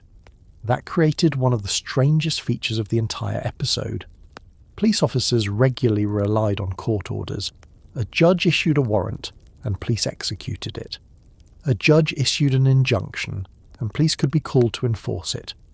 A person refused to obey a lawful order, and the possibility of arrest gave that order practical meaning. Now the city had an order directed at the police themselves. The words existed on paper. The practical mechanism behind those words was suddenly weak. The people being told to obey were the same people government normally depended upon when somebody else refused. The strike, therefore, tested something deeper than the legality of public sector labour action. It tested the difference between legal authority and physical compliance. A judge could declare the strike unlawful. That did not make hundreds of officers walk back through station doors. The mayor could threaten suspension. That did not place officers in patrol cars. The police chief could issue orders. Those orders mattered only if officers followed them. City government had discovered that an institution can possess legal authority and still struggle to exercise it when enough of the people who make that authority real decide not to cooperate. That contradiction became more uncomfortable as behaviour on some picket lines deteriorated. There had already been armed confrontations. Some striking officers had shot out streetlights. Angry civilians confronted officers and, in some cases, found themselves arrested by the same policemen who were refusing regular duty. The American Civil Liberties Union went to court seeking restrictions on striking officers carrying their service revolvers while on the picket lines. Accounts of the strike describe another court order being issued, adding still more legal paperwork to a crisis in which obedience to court orders had become uncertain. Every new order raised the same question: who would enforce it? Then, early on Wednesday, the confrontation reached Mayor Aliotto's own front door. A small bomb exploded at his home. The device damaged the entrance. No one was injured. A message found at the scene reportedly read, "Don't threaten us." Aliotto had been involved in negotiations with representatives of the striking officers when he was forced to leave and deal with the bombing. Contemporary reporting confirmed the explosion at his residence during the strike. There is an important point to make about that incident. The bombing occurred during an angry police and fire strike, and the message naturally made people connect it with the confrontation. That does not mean the Police Officers Association planted the bomb. The surviving sources used for this account do not establish who planted it. It would be irresponsible to turn timing and implication into proof. What can be said with confidence is that somebody placed an explosive device at the mayor's home in the middle of the strike and left a threatening message. For Aliotto, the distinction did not make the event less serious. A salary dispute had now reached his family residence. Imagine being the mayor that morning. Your police force is on strike. Your firefighters have joined them. Supervisors are demanding that you bring in outside officers. You're trying to negotiate. Courts have issued orders that have not ended the walkout, and an explosive has just damaged your house. There are several possible reactions to a situation like that. You can become harder. You can decide that giving the strikers anything after a bomb attack would look like surrender. You can bring in state forces. You can start mass disciplinary proceedings. You can insist that negotiations will resume only after everyone returns to work.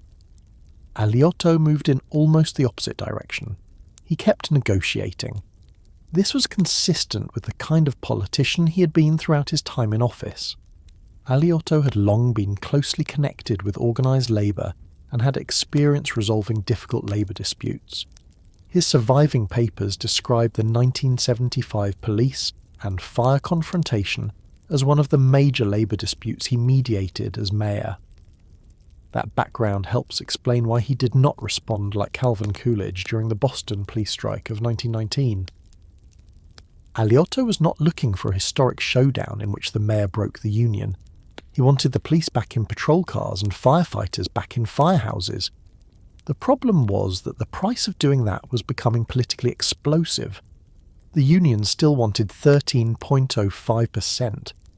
The Board of Supervisors still opposed giving them the full amount. Aliotto began working toward a settlement that would grant the demanded raise, although with a delay before it took full effect.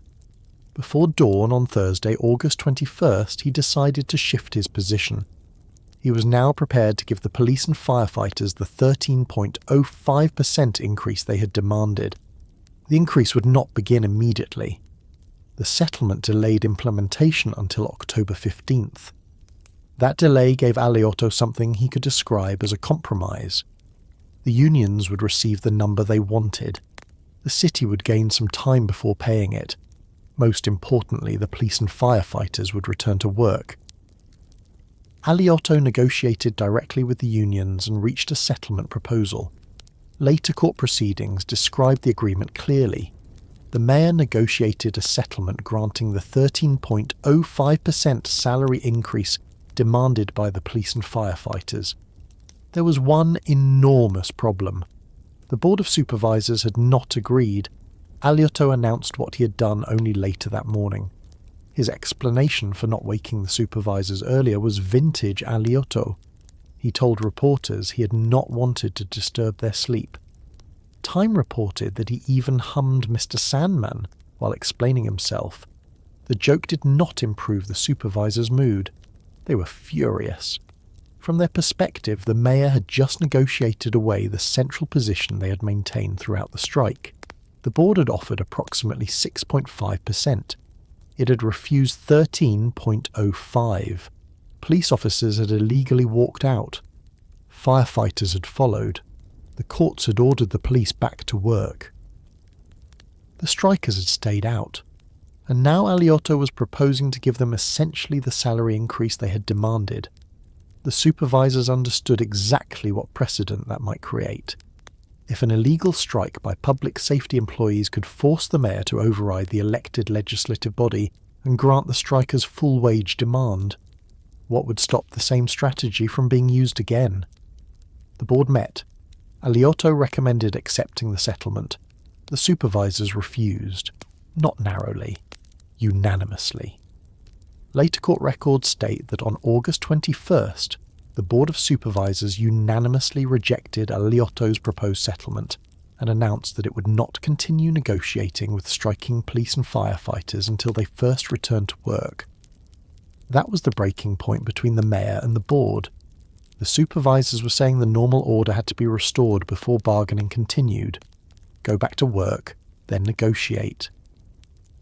Aliotto believed waiting for that sequence could prolong an emergency the city could no longer afford. He now had to choose between accepting the board's decision or finding some legal way around it. He found one in the San Francisco Charter. Section 3.100 granted the mayor unusually broad powers during a public emergency. The language allowed the mayor, when an emergency threatened the lives, property or welfare of citizens, to organise city forces, employ other people, and do whatever else he considered necessary to meet the emergency. Those words were broad, very broad. They would later become the heart of a lawsuit because nobody agreed on exactly how far whatever else was supposed to reach. Aliotto declared a state of emergency. Then he used those emergency powers to approve the 13.05% salary increase himself. The Board of Supervisors had just voted against the settlement. The mayor put it into effect anyway. That is the moment the police strike became a constitutional fight inside San Francisco government. Under ordinary circumstances, salaries for police officers and firefighters were matters for the Board of Supervisors. Aliotto was now claiming that the emergency provision of the Charter temporarily gave him the authority to take legislative action the board itself had refused to take. The supervisors did not accept that interpretation. Supervisor John Barber Galata, another candidate for mayor, accused Aliotto of behaving like a dictator. Time reported his description of Aliotto as the first dictator in the United States. Aliotto was not especially bothered by the insult.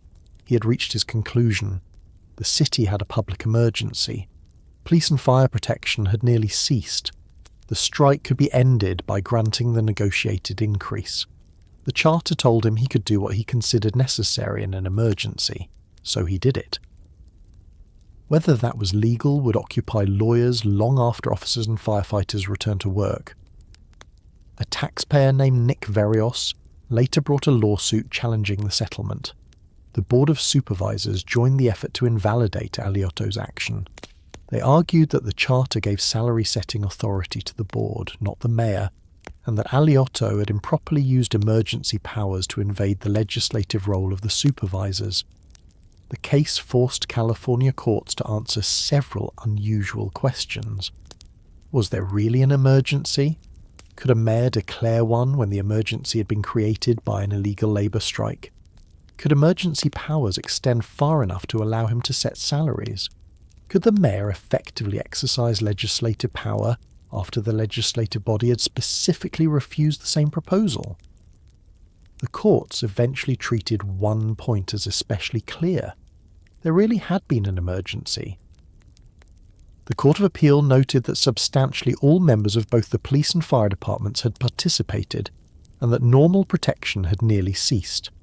Police and fire services, the court said, were among the most basic functions of local government. When large numbers of police officers and firefighters strike in a heavily populated city where crimes and fires occur every day, the court concluded that a public emergency exists as a matter of law. The harder question concerned what the mayor was allowed to do about it. The court looked at the wording of the charter and at an earlier San Francisco case dealing with mayoral emergency powers. It acknowledged that those powers were extremely broad. They were not unlimited, An emergency had to exist.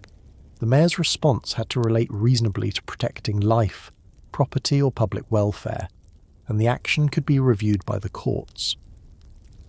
But under the version of the charter in force in August 1975, the mayor was not required to obtain the Board of Supervisors' approval before acting. That became crucial. Aliotto had not simply declared an emergency and ordered extra ambulances onto the street. He had used emergency authority to settle a salary dispute. The Court of Appeal ultimately upheld the result. The strike had ended because Aliotto granted the increase. The courts would not substitute their judgment for his simply because another political response might have been possible.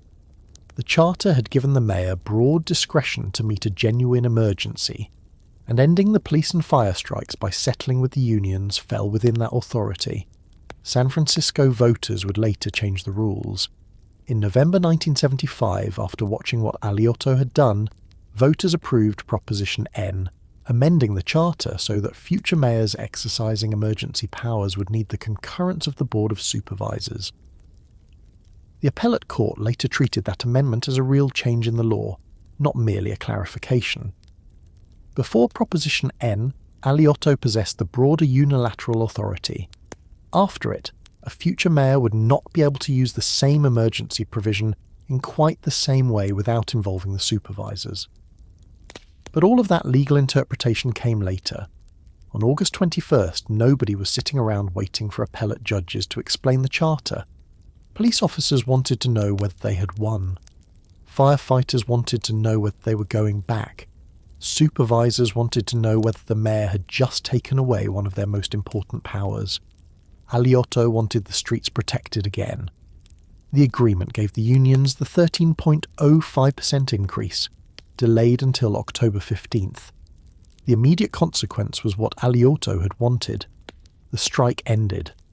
The police and firefighters began returning to duty. Contemporary archival records from August 21st include photographs of Aliotto announcing that the police and fire strike was legally over, Gerald Crowley emerging from a police meeting after a vote, and firefighters returning to work. The city had its public safety departments back. That did not mean the fight was over. The supervisors were furious. Taxpayers challenged the agreement. Voters would rewrite the charter. Police labour politics would change. The question of whether the officers should ever have walked out would remain bitterly disputed. And there was another story hidden behind the meetings, injunctions and emergency proclamations. For 4 days, the police officers themselves had lived inside a situation almost no American big city department had experienced since Boston in 1919. Some stood on picket lines with men they had worked beside for years. Some refused to strike and passed those same pickets on the way to duty. Some carried guns while legally forbidden from performing the normal work associated with them. Some believed they were defending a salary system the city had promised to honour. Others believed their colleagues were abandoning the public. There were arguments, arrests, drinking, fear, resentment, and intense pressure inside a profession built around obedience to command. City Hall had spent the strike asking how to force the police back to work. Inside the police department, a different question had been developing from the moment the first officers walked out. What happened to the relationships between policemen when 90% of a department decided that loyalty to one another required disobeying the city? What happened inside the police department was harder to see than what happened on the streets.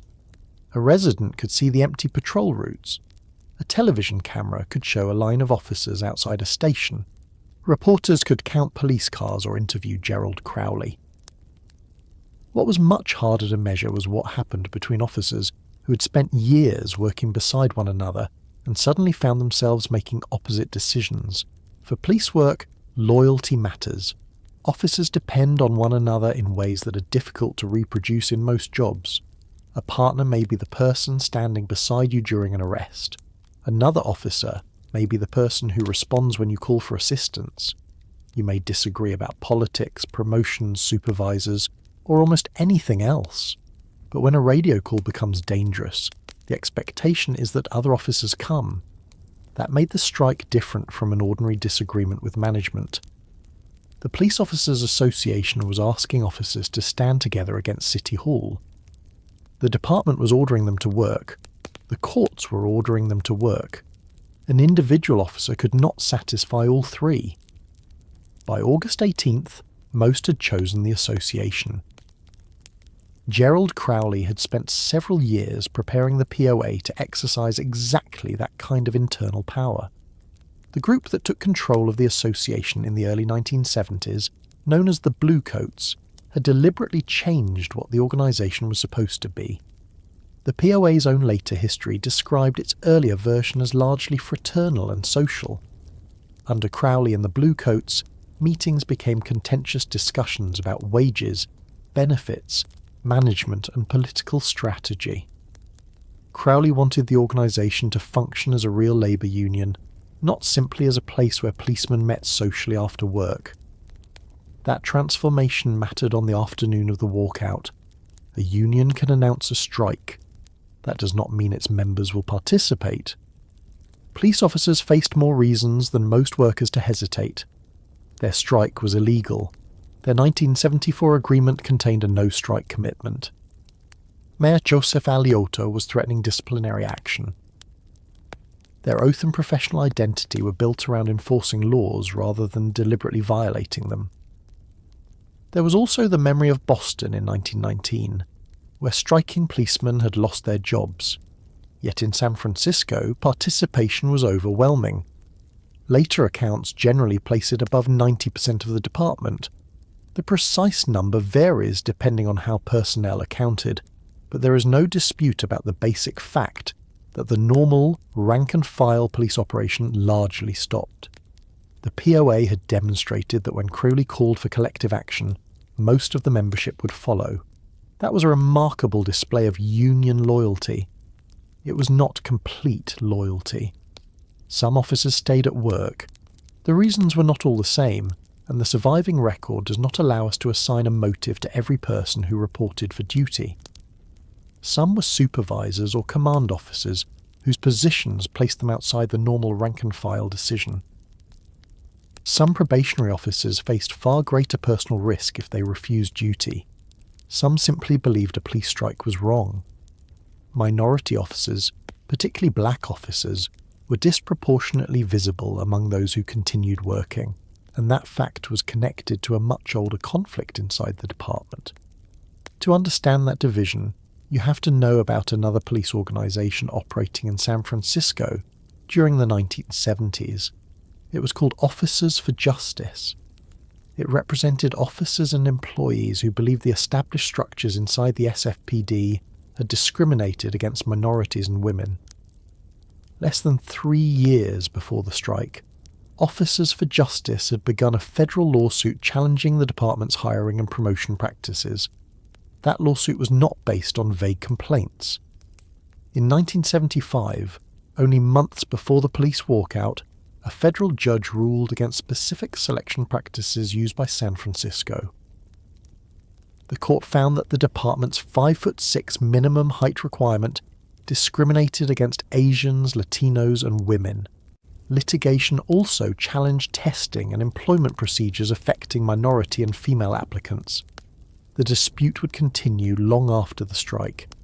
When the case eventually moved towards settlement in 1979, the federal court described a department in which black, Hispanic, and Asian officers had been substantially underrepresented, especially in higher ranks.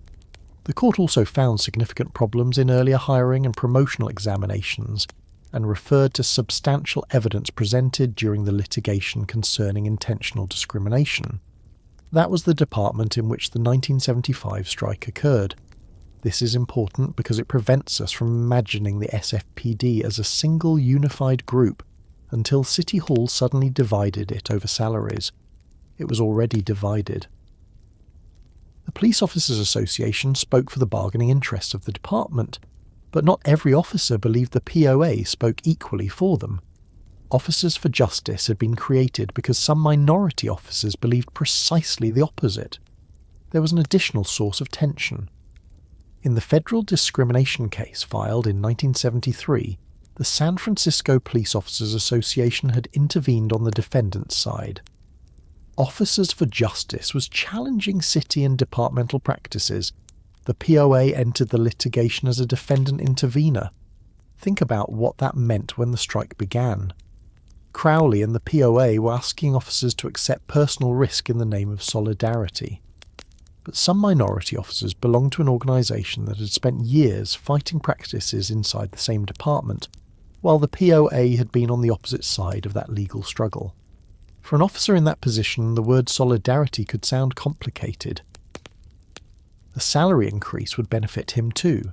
Inflation affected his household too. He might agree that officers deserved better compensation, but that did not automatically mean he felt the same loyalty toward Crowley's leadership that many other officers did. Later summaries sometimes reduce this entire issue to a simple sentence saying that black officers stayed at work while white officers struck. The reality deserves more care than that. The available sources do not establish that every black officer made the same decision for the same reason, and there were non-black personnel who continued working as well. What the record does show is a department with serious racial tensions and a separate minority officers organisation already engaged in federal litigation over discrimination when the strike occurred. Those divisions did not disappear simply because the POA had a wage dispute with City Hall.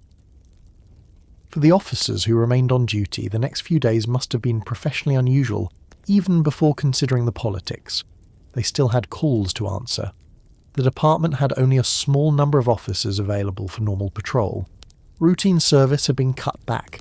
Serious crimes received priority. Supervisors and personnel normally assigned to other duties were pushed toward emergency work. Then those officers had to return to police facilities surrounded by their striking colleagues. Imagine finishing a long shift and approaching your own station. Outside are men you know. Some may have trained with you. Some may have attended department funerals with you. Some may have answered your calls for backup. Now they're carrying picket signs. They believe remaining outside is an act of loyalty. You believe going through the door is the correct decision. Neither position disappears when the strike ends. The POA leadership understood how dangerous those confrontations could become for internal unity. The strike depended on overwhelming participation. A large number of officers crossing the lines would weaken the union almost immediately. At the same time, physically attacking or aggressively intimidating officers who continued working would be disastrous. The association wanted more officers to join the strike, but it also needed to present the walkout as organised labour action rather than a police mutiny. That distinction became harder to maintain as the hours passed. Outside some stations, the atmosphere grew tense. Citizens confronted striking officers. There were incidents involving vehicles and picketers. Gunfire was exchanged after shots were directed toward officers at one picket location. Some striking policemen remained armed. Accounts of the strike describe streetlights being shot out near picket positions and confrontations, in which striking officers continued exercising police powers, even though they were refusing their normal assignments. The ACLU eventually sought a court order aimed at stopping striking officers from carrying their service revolvers while participating in the walkout. That created an almost impossible professional contradiction. An officer could refuse an order to report for police duty and still regard himself as a police officer. He had not resigned. He had not surrendered his badge. He had not suddenly stopped thinking like a cop. He was on strike. If somebody attacked the picket line, his instincts did not disappear. If a civilian insulted him, the authority he had exercised every day before the strike was still familiar. If he carried his revolver, the physical symbol of that authority was still on his body. This is why police strikes are different from almost every other kind. A striking carpenter does not retain the government's power to arrest someone. A striking teacher does not carry state authority on her belt. A striking factory worker does not spend his normal working day using legal force. The San Francisco officers had stopped performing their jobs without completely separating themselves from the powers and habits of the job. The contradiction became visible when angry members of the public confronted them. Some civilians were arrested. From the officers' perspective, being on strike did not give anyone permission to assault them or commit crimes in front of them.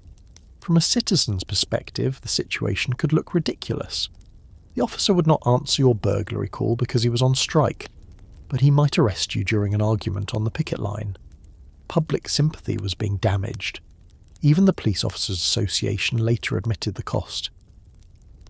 In material published after the strike, the POA acknowledged that the walkout had created what it called a deep and serious rift between San Francisco residents and their police. Its own retrospective recognised that the damage was not limited to relations with City Hall. Trust between officers and the people they served had been injured as well. Crowley had always understood that public opinion mattered. He was not leading miners at a private company town.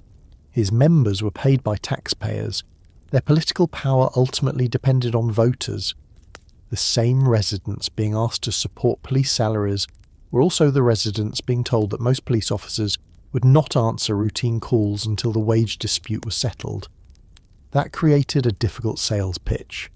The POA tried to explain why officers believed the situation had reached that point. Its post-strike account emphasised what it considered weaknesses in police compensation beyond the salary number. The association complained that San Francisco officers received straight pay for overtime rather than premium overtime, and lacked several benefits available to some other public employees and police departments. From the union's point of view, the 13.05% dispute was therefore part of a larger feeling that officers' work was not being properly rewarded. That argument persuaded many officers. It did not persuade everyone in San Francisco. One problem was behaviour on the picket lines. A disciplined line of sober officers carrying signs was one thing. Reports of drinking, weapons, damaged streetlights, and arrests of hostile citizens were something else. The more those stories circulated, the harder it became to maintain the image of workers reluctantly exercising their only remaining bargaining weapon. The officers were supposed to represent order. Some of the scenes outside police stations looked disorderly. There was fear inside the union too, although it is easy to overlook because the strike eventually succeeded in obtaining the wage increase. Success was not guaranteed while the officers were standing outside. Aliotto had threatened suspension and dismissal. Court orders were being issued. Nobody knew how far City Hall might go if the strike continued for a week. An individual officer had to consider the possibility that the entire strategy could fail. A mortgage still had to be paid if a policeman lost his job. Children still needed food. A pension accumulated over years of service could suddenly matter a great deal if disciplinary action threatened a career. The POA could promise solidarity. It could not promise that a judge would agree with it. It could not promise that the voters would forgive the strike. It could not promise that an emergency on the streets would not turn public anger against the department permanently. The Boston strike of 1919 remained the obvious warning. Those policemen had gone out expecting collective strength and discovered that government could simply refuse to take them back. Crowley's members knew the story, yet every hour they remained outside made retreat more difficult. That is another feature of a strike that tends to disappear when we read about it afterward. Once thousands of workers have walked out, returning without an agreement is not emotionally neutral. On Monday afternoon, an officer could have decided not to leave. By Wednesday, after standing on a picket line for 2 days, ignoring court orders, and listening to union leaders insist the city would eventually give in, going back alone meant something different. It could look like surrender. It could look like betrayal. The longer the strike lasted, the more loyalty to the group became part of the issue. Police culture already placed enormous value on loyalty. Crowley understood that extremely well. Paul Chignell, who later became a police captain and looked back on the strike decades afterward, described the event as momentous and remembered it as a scary time. He also recalled the way Crowley and the Bluecoats had transformed the POA into a real labour organisation. Crowley's own daughter later described her father with a simpler phrase: he believed in loyalty. That loyalty worked in both directions. Officers followed Crowley. Crowley now had to produce something for them. If he had led most of the department into an illegal strike, and then returned with the same 6.5% offer, The supervisors had approved before they walked out. His leadership could have been finished. He needed an agreement that could justify the risk. City Hall knew it. That made the police association stronger at the negotiating table, but it also trapped everyone. The city wanted officers back before conceding. The union wanted concessions before officers returned. Neither side wanted to move first. The officers who refused to strike were trapped in the middle. They were keeping the police department alive while their colleagues were trying to demonstrate that the department could not function without them. Every successful emergency response by the remaining officers helped City Hall argue that San Francisco had not been brought to its knees.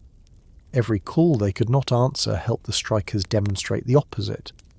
There is no reason to assume the working officers wanted to play that political role. They were simply doing the job. But during a strike, almost everything becomes part of the argument. Even the presence of minority officers on duty carried political meaning, whether those individual officers wanted it to or not. The racial divide inside the SFPD made the POA's claim of complete brotherhood difficult to sustain. Officers for Justice had already shown that wearing the same badge did not erase discrimination. Its federal case had begun in 1973. The court had already intervened in department hiring practices by May 1975. Years later, the litigation would produce a consent decree aimed at changing recruitment and promotion for minorities and women. The court would describe blacks, Hispanics, and Asians as substantially underrepresented in the department, and especially in its higher ranks. So there were really several arguments happening at once during those 4 days. Police against City Hall over salary. The mayor against the Board of Supervisors over how to end the emergency. Strikers against officers who remained at work. The POA against political leaders who it believed had broken a long-standing understanding over compensation. Minority officers against discriminatory structures inside the department. Citizens against police officers who had left them with drastically reduced protection. And underneath all of it was the uncomfortable fact that everyone would have to work together again when the strike ended. That day was coming quickly. By Wednesday night and early Thursday morning, negotiations had reached the point where the numbers were becoming more important than the speeches. The firefighters were now out too. The city had experienced days of severely reduced police coverage. The courts had failed to produce immediate compliance. Outside forces had not been brought in on the scale some supervisors wanted. The mayor's home had been bombed, although no evidence established that the Police Officers Association was responsible. Pressure was building on every side. Crowley had to keep his officers together. Aliotto had to restore public safety.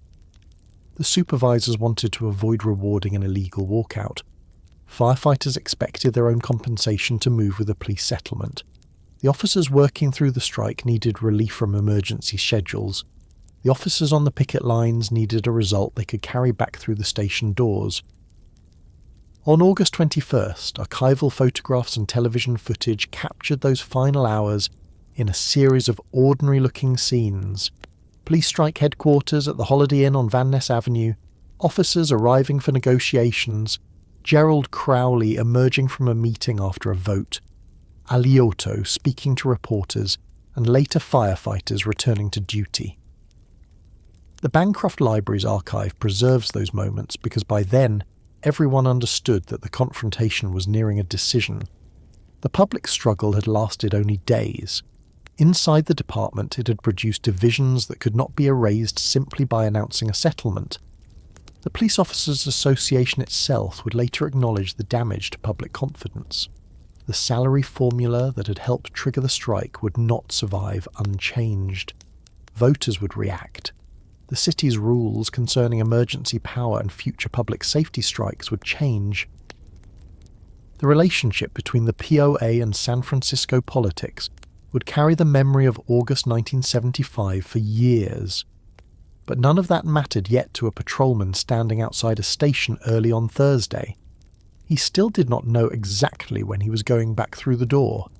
Somewhere inside, another officer was already working. One had spent the previous days on a picket line.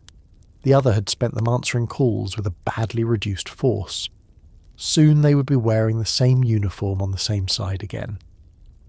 Before that could happen, Crowley needed to take the final proposal to his members. Aliotto needed to do something the Board of Supervisors had explicitly refused to do, and the city needed to determine whether a 13.05% raise was now the price of ending the emergency. By the fourth day, that decision could no longer be postponed. By Thursday morning, August 21st, 1975, nobody involved could pretend this was still an ordinary wage dispute. San Francisco had entered the fourth day of the police strike. Most of its police officers remained off duty. Most firefighters had joined them the previous day. The courts had ordered police back to work, but the order had not ended the walkout. The mayor and the Board of Supervisors were openly divided over what to do. The city's normal police and fire protection had been reduced so severely that the later court case arising from the settlement described the situation as an almost complete cessation of those services. The number that had started everything was still sitting in the middle of the argument, 13.05%. That was what the police and firefighters wanted. The Board of Supervisors had offered roughly 6.5%. For 3 days, neither side had found a way to make those numbers meet. Now Mayor Joseph Aliotto was trying to do it himself. The negotiations had continued late into Wednesday and into the early hours of Thursday. Aliotto was no longer speaking simply as the politician responsible for the city's administration. He had effectively become the mediator between the striking unions and a Board of Supervisors that had lost patience with the entire process. The unions needed something they could call a victory. The supervisors wanted to avoid giving an illegal strike exactly what it demanded. Aliotto wanted police cars moving and fire engines staffed again. Those goals were not compatible unless somebody gave way. The compromise that emerged was more complicated than simply handing every officer an immediate 13.05% raise. Under the settlement proposal, police officers and firefighters would technically receive a 6.5% increase for July 1st, 1975, a single day that mattered for retirement calculations. From July 2nd through October 14th, their salaries would revert to the existing scale. Then, beginning October 15th, they would receive the full 13.05% increase for the remainder of the fiscal year. That structure was designed to give everyone something. The unions got the number they had demanded, 13.05.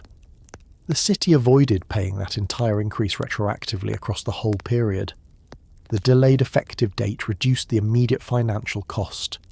The single day of increased pay on July 1st protected retirement-related calculations that could otherwise have been affected. And most importantly for Aliotto, the agreement offered a way to get essential employees back to work immediately. There was another term that mattered enormously to the officers standing on the picket lines: amnesty. The settlement protected participants from reprisals arising from the strike. That was not a minor addition. The officers had participated in an illegal walkout. They had violated their previous no-strike commitment. They had ignored a judicial order directing them to return to duty. Mayor Aliotto had publicly threatened disciplinary action. Without an amnesty provision, an officer might return to his station with a larger salary, only to discover that he was about to be suspended, disciplined, or fired for the method used to obtain it. The agreement removed much of that risk. In exchange, the Police Officers Association agreed that it would not authorise or encourage another strike, slowdown, or similar economic action during the term of the agreement. Existing agreements and memoranda were also stated to remain in force, so by early Thursday, Aliotto had something that looked like a settlement. He did not yet have the political authority everyone agreed he needed to make it ordinary law. That authority normally belonged to the Board of Supervisors. Aliotto therefore brought the proposal to them. The supervisors knew exactly what approving it would mean. Police officers had demanded 13.05%. The board had offered approximately half that amount. The officers had walked out. Firefighters had followed. A court order had failed to bring the police back. Then, after several days of reduced public protection, the city would be granting the unions the same headline number they had demanded at the beginning. To the unions, that was proof that the strike had worked. To many supervisors, it looked like rewarding an illegal action. The board did not merely dislike Aliotto's proposal. On August 21st, it rejected the settlement unanimously. The supervisors also announced that they would not continue bargaining with the police and firefighters while they remained on strike. Their position was straightforward. Return to work first, then negotiations could continue. That should have killed Aliotto's deal. Under the normal structure of San Francisco government, the mayor could negotiate, persuade, and recommend. The supervisors controlled the salary decision. They had voted. The answer was no. Aliotto decided the situation was no longer normal. He turned to Section 3.100 of the San Francisco Charter. That provision gave the mayor broad authority during a public emergency threatening the lives, property, or welfare of residents. Its language allowed the mayor to organize city forces, employ additional personnel, and take other measures he considered necessary to meet the emergency. The wording was broad enough that years later, when the settlement reached the California Court of Appeal, judges had to decide whether those emergency powers could extend all the way to overriding the normal salary setting process. Aliotto did not wait for appellate judges. He declared that San Francisco was in a state of emergency. That declaration was not difficult to understand from a practical point of view. Most police officers were not working. Most firefighters were not working. The courts had not restored normal service. The city did not know how long the strike would continue. It did not know what would happen if several major fires or violent emergencies occurred simultaneously. The situation had already lasted days.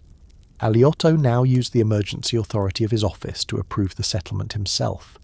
The Board of Supervisors had rejected 13.05%. The mayor imposed the negotiated package anyway. Later court records summarized the sequence almost brutally. The supervisors unanimously rejected Aliotto's proposal. Immediately afterward, Aliotto declared an emergency and approved the 13.05% raise under the emergency powers he believed the charter gave him. Think about how unusual that was. This was not a mayor ordering extra ambulances onto the street.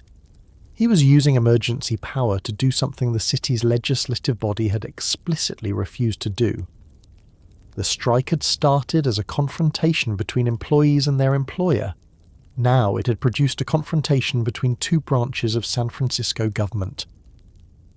Aliotto's argument was based on necessity. The charter said he could take extraordinary measures during a real emergency. A city without normal police and fire protection was, in his judgment, a real emergency. The settlement would end it. Therefore, he believed he had the authority to implement the settlement. The supervisor's argument was equally easy to understand. Police and firefighter salaries were their responsibility. If a mayor could declare an emergency and then set those salaries himself whenever negotiations became difficult enough, what remained of the board's authority? They had just voted against this specific proposal. Aliotto had effectively answered that vote by setting it aside. The legal consequences could wait. The immediate question was whether the unions would accept the deal and return to work. The scene now moved away from the formal vote inside City Hall and back toward the officers themselves. Gerald Crowley had led the Police Officers Association into the most dangerous labour action of its history. He now had to bring the settlement back to the membership. Archival photographs from August 21st preserve Crowley coming out of a police meeting after a vote at the Holiday Inn, which had served as the Police Officers Association strike headquarters on Van Ness Avenue. The same archive preserves photographs from that day of Aliotto announcing to the press that the police and fire strike was legally over, firefighters voting, firefighters returning to work, and Aliotto appearing with police and fire personnel as the settlement was completed. Those photographs capture the visible end of the confrontation, but the decision facing the officers inside that meeting was not meaningless. They had gone out for 13.05%. Now they were being offered 13.05%, but delayed until October 15th. They were also receiving protection against reprisals connected with the strike. That made the proposal very different from simply returning for the 6.5% the supervisors had offered on Monday. The union could describe it as a win. There was also good reason to take it before conditions changed. Every additional day carried risk. Public anger could grow. A serious crime or fire could turn opinion sharply against the strikers. The city might finally bring in substantial outside assistance. Courts might increase penalties. Individual officers might begin drifting back to work. The extraordinary unity Crowley had maintained could weaken. A strike that had demonstrated enormous power for 4 days could become a liability if it continued too long. This is one of the basic problems of any successful strike. The moment when you possess the most leverage may also be the moment when you need to stop. The Police Officers Association had already demonstrated that it could remove most of San Francisco's police force from service. Continuing another week would not prove that point more clearly. It would simply increase the cost. The firefighters faced much the same calculation. Their walkout had begun later, but it had transformed the dispute because a city could tolerate reduced routine policing more easily than simultaneous uncertainty about police and fire response. The settlement offered both groups a way back. By August 21st, the votes were taken, the deal was accepted, the strike was ending. Alioto went before the press and announced that the police and fire strike was legally over. The Bancroft Library's photographic record dates that announcement to August 21st, and also records firefighters returning to duty the same day. Now came a surprisingly ordinary process. People went back to work. Picket signs that had been essential a few hours earlier were no longer needed. Officers who had spent days outside district stations began going through the doors again. Uniformed policemen returned to patrol assignments. Police cars moved back into ordinary service. Firefighters returned to firehouses. Engines could again be staffed normally. Dispatchers who had spent days rationing scarce officers could begin returning to standard procedures. Calls that had been delayed or treated as low priority could once again be handled by a department approaching normal strength. There was no ceremonial reset button. The city simply started filling the empty positions again. For an officer returning to a district station, however, normality must have been relative. Inside were officers who had worked during the strike. Outside had been officers who refused. Now the two groups were colleagues again. Nobody could undo the previous 4 days. A policeman who had crossed a picket line knew which colleagues had watched him do it. A striker knew which officers had stayed on duty. Commanders knew how many subordinates had ignored orders. The union knew who had followed its call. Minority officers who had their own disputes with the POA still had those disputes. The salary agreement could end the walkout. It could not make everyone forget it. The same was true outside the department. A San Francisco resident whose burglary call had been delayed did not automatically become enthusiastic about the police because patrol cars returned. A business owner who had paid for private security had learned that the normal police presence could vanish during a labour dispute. A supervisor who believed Alioto had surrendered to an illegal strike did not change his mind because officers were back at work, and a taxpayer looking at the new salary agreement could reasonably ask who had actually authorised the additional expense. The answer depended on which person you asked. Alioto believed the emergency charter authorised him. The Board of Supervisors did not. That disagreement moved quickly into court. A San Francisco taxpayer named Nick Verios filed a class action challenging the settlement. The suit argued that Alioto had no authority to set police and firefighter salaries because that power belonged to the supervisors. It also challenged whether a genuine emergency existed and accused the mayor of improperly using emergency authority to override the board. The supervisors themselves joined the legal effort against the settlement through a cross-complaint. The lawsuit did not send the police back onto the picket line. The strike was over. The officers had returned. The question now was whether the agreement that ended the strike could legally survive. For the courts, one issue was relatively easy. Was San Francisco really experiencing an emergency on August 21st?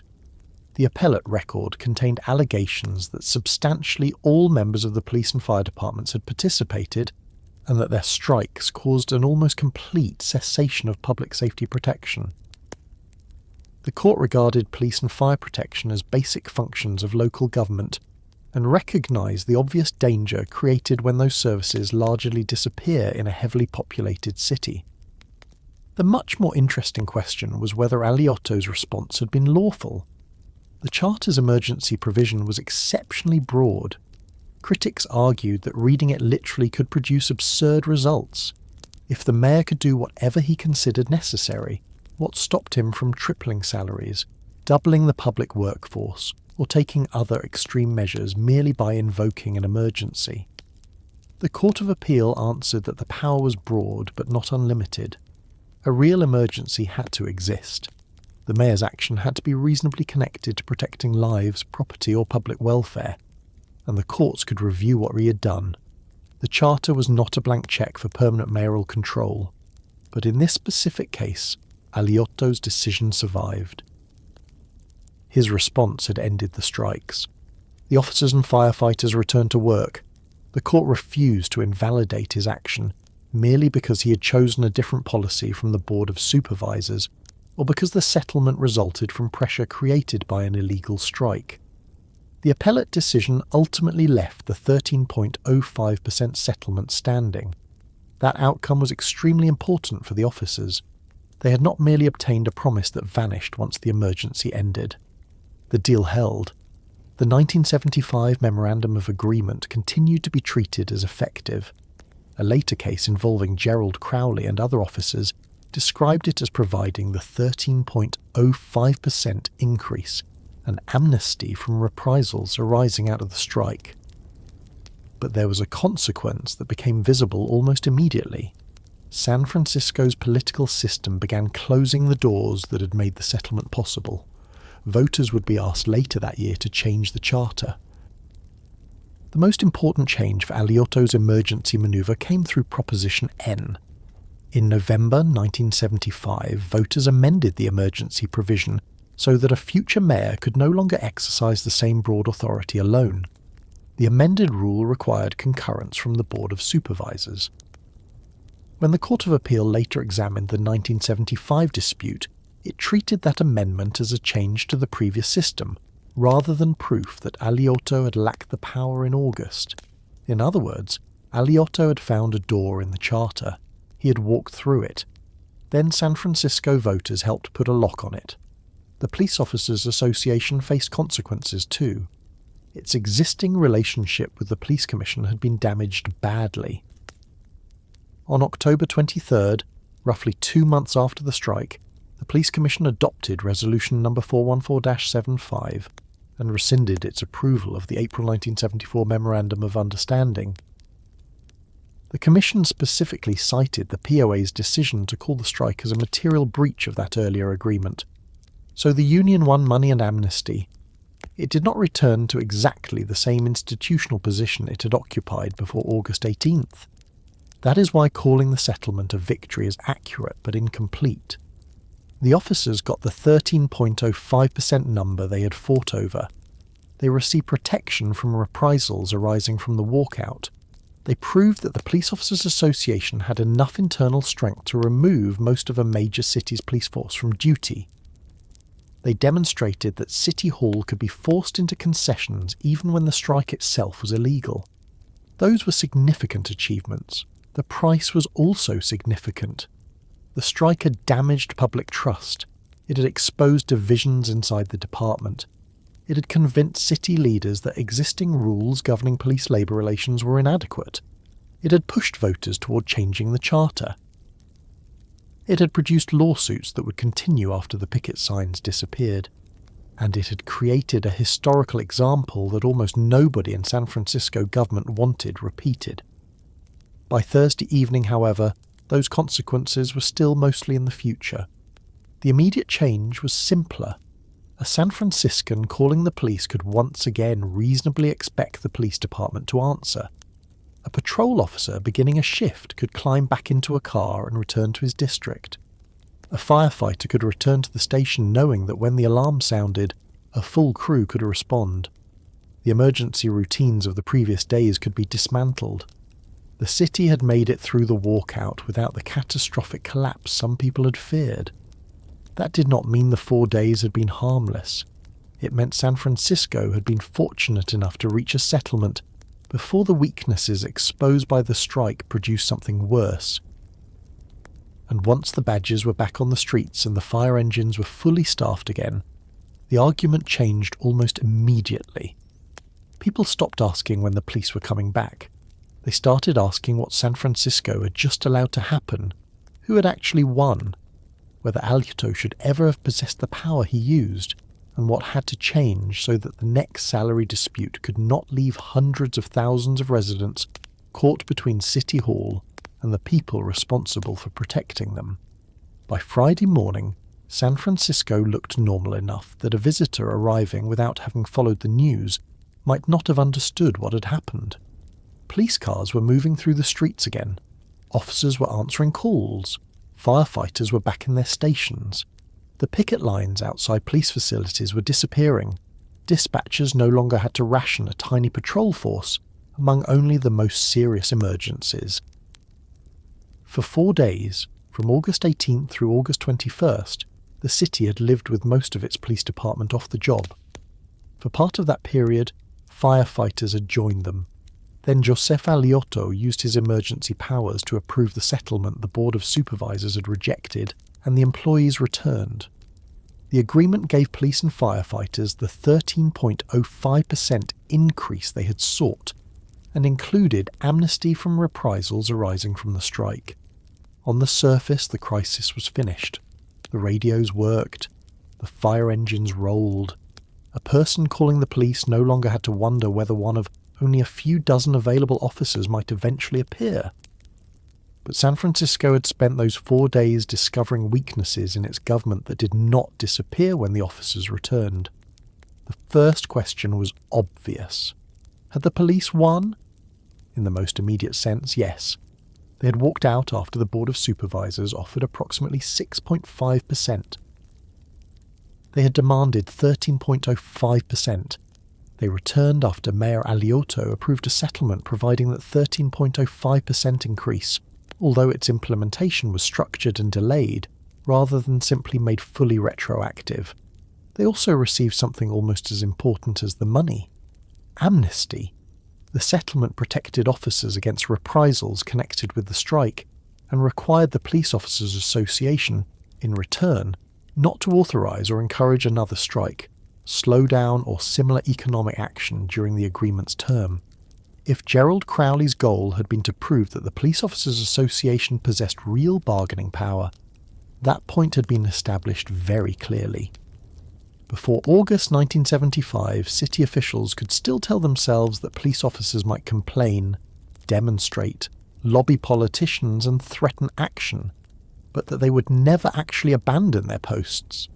After August 21st, nobody could believe that anymore. The POA had demonstrated that it could persuade an overwhelming majority of San Francisco police officers to participate in an illegal strike even when the mayor threatened discipline and a court ordered them to return to work. That was a kind of power the association had never previously demonstrated. It was also the kind of power San Francisco's voters immediately began trying to control. The reaction came only a few months later. On November 4th, 1975, San Franciscans went to the polls. Among the measures before them were charter amendments directly connected to what they had just witnessed.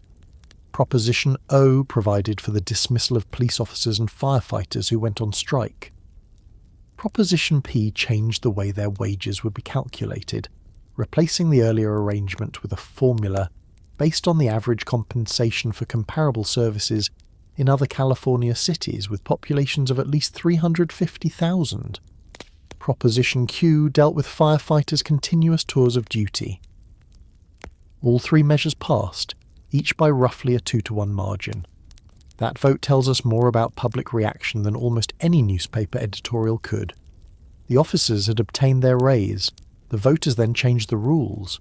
The salary system that had helped produce the confrontation would no longer operate in quite the same way. and if police officers or firefighters considered using another strike to settle a future dispute, the charter would now contain a much more direct response: dismissal. There was another ballot measure aimed at something different: Aliotto's emergency powers. Remember what had happened on August 21st. The Board of Supervisors had unanimously rejected his settlement. Aliotto then declared an emergency and used Section 3.10 of the City Charter to put that settlement into effect without the board's approval. The courts would later uphold what he did. But San Francisco voters were not willing to leave the same power untouched for the next mayor. In November, they overwhelmingly approved Proposition N. It amended the charter so that a mayor confronting a future emergency would need the concurrence of the Board of Supervisors when exercising those broad emergency powers. The appellate court later made an important distinction. Proposition N did not prove Aliotto had acted illegally under the old charter. It changed the law for the future.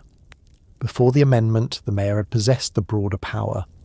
After the amendment, another mayor would no longer be able to act alone in the same way. So within months of the strike, San Francisco had responded to both sides of the crisis. The voters limited what striking police and firefighters could do, and they limited what a mayor could do in response. That is worth noticing. The public did not simply punish the union. It also changed the emergency authority that Aliotto had used to overcome the elected Board of Supervisors. The 4 days had exposed two forms of concentrated power at the same time. One belonged to workers who could shut down essential services. The other belonged to a mayor who could declare an emergency and temporarily exercise authority normally belonging to the city's legislature. San Francisco had seen both. Voters decided they wanted stronger rules around both. The legal arguments continued after the election. Taxpayer Nick Verios challenged the settlement in court, arguing that Aliotto had exceeded his authority when he granted the 13.05% increase. The Board of Supervisors also opposed the mayor's action. The challenge produced a court decision that became one of the strike's longest-lasting legal consequences. The California Court of Appeal agreed that police and fire protection were among the most basic functions of local government. Because substantially all members of those departments had participated and normal public safety service had nearly ceased, the court concluded that a genuine public emergency existed on August 21st. That did not automatically answer whether Aliotto could set salaries. The court had to consider the extraordinary language in the charter, allowing the mayor during an emergency to take measures he considered necessary to protect the lives, property and welfare of residents. Aliotto's critics argued that interpreting those words too broadly would give a mayor frightening powers. Could he double the city workforce? Could he triple salaries? Could he ignore the supervisors whenever he found them inconvenient?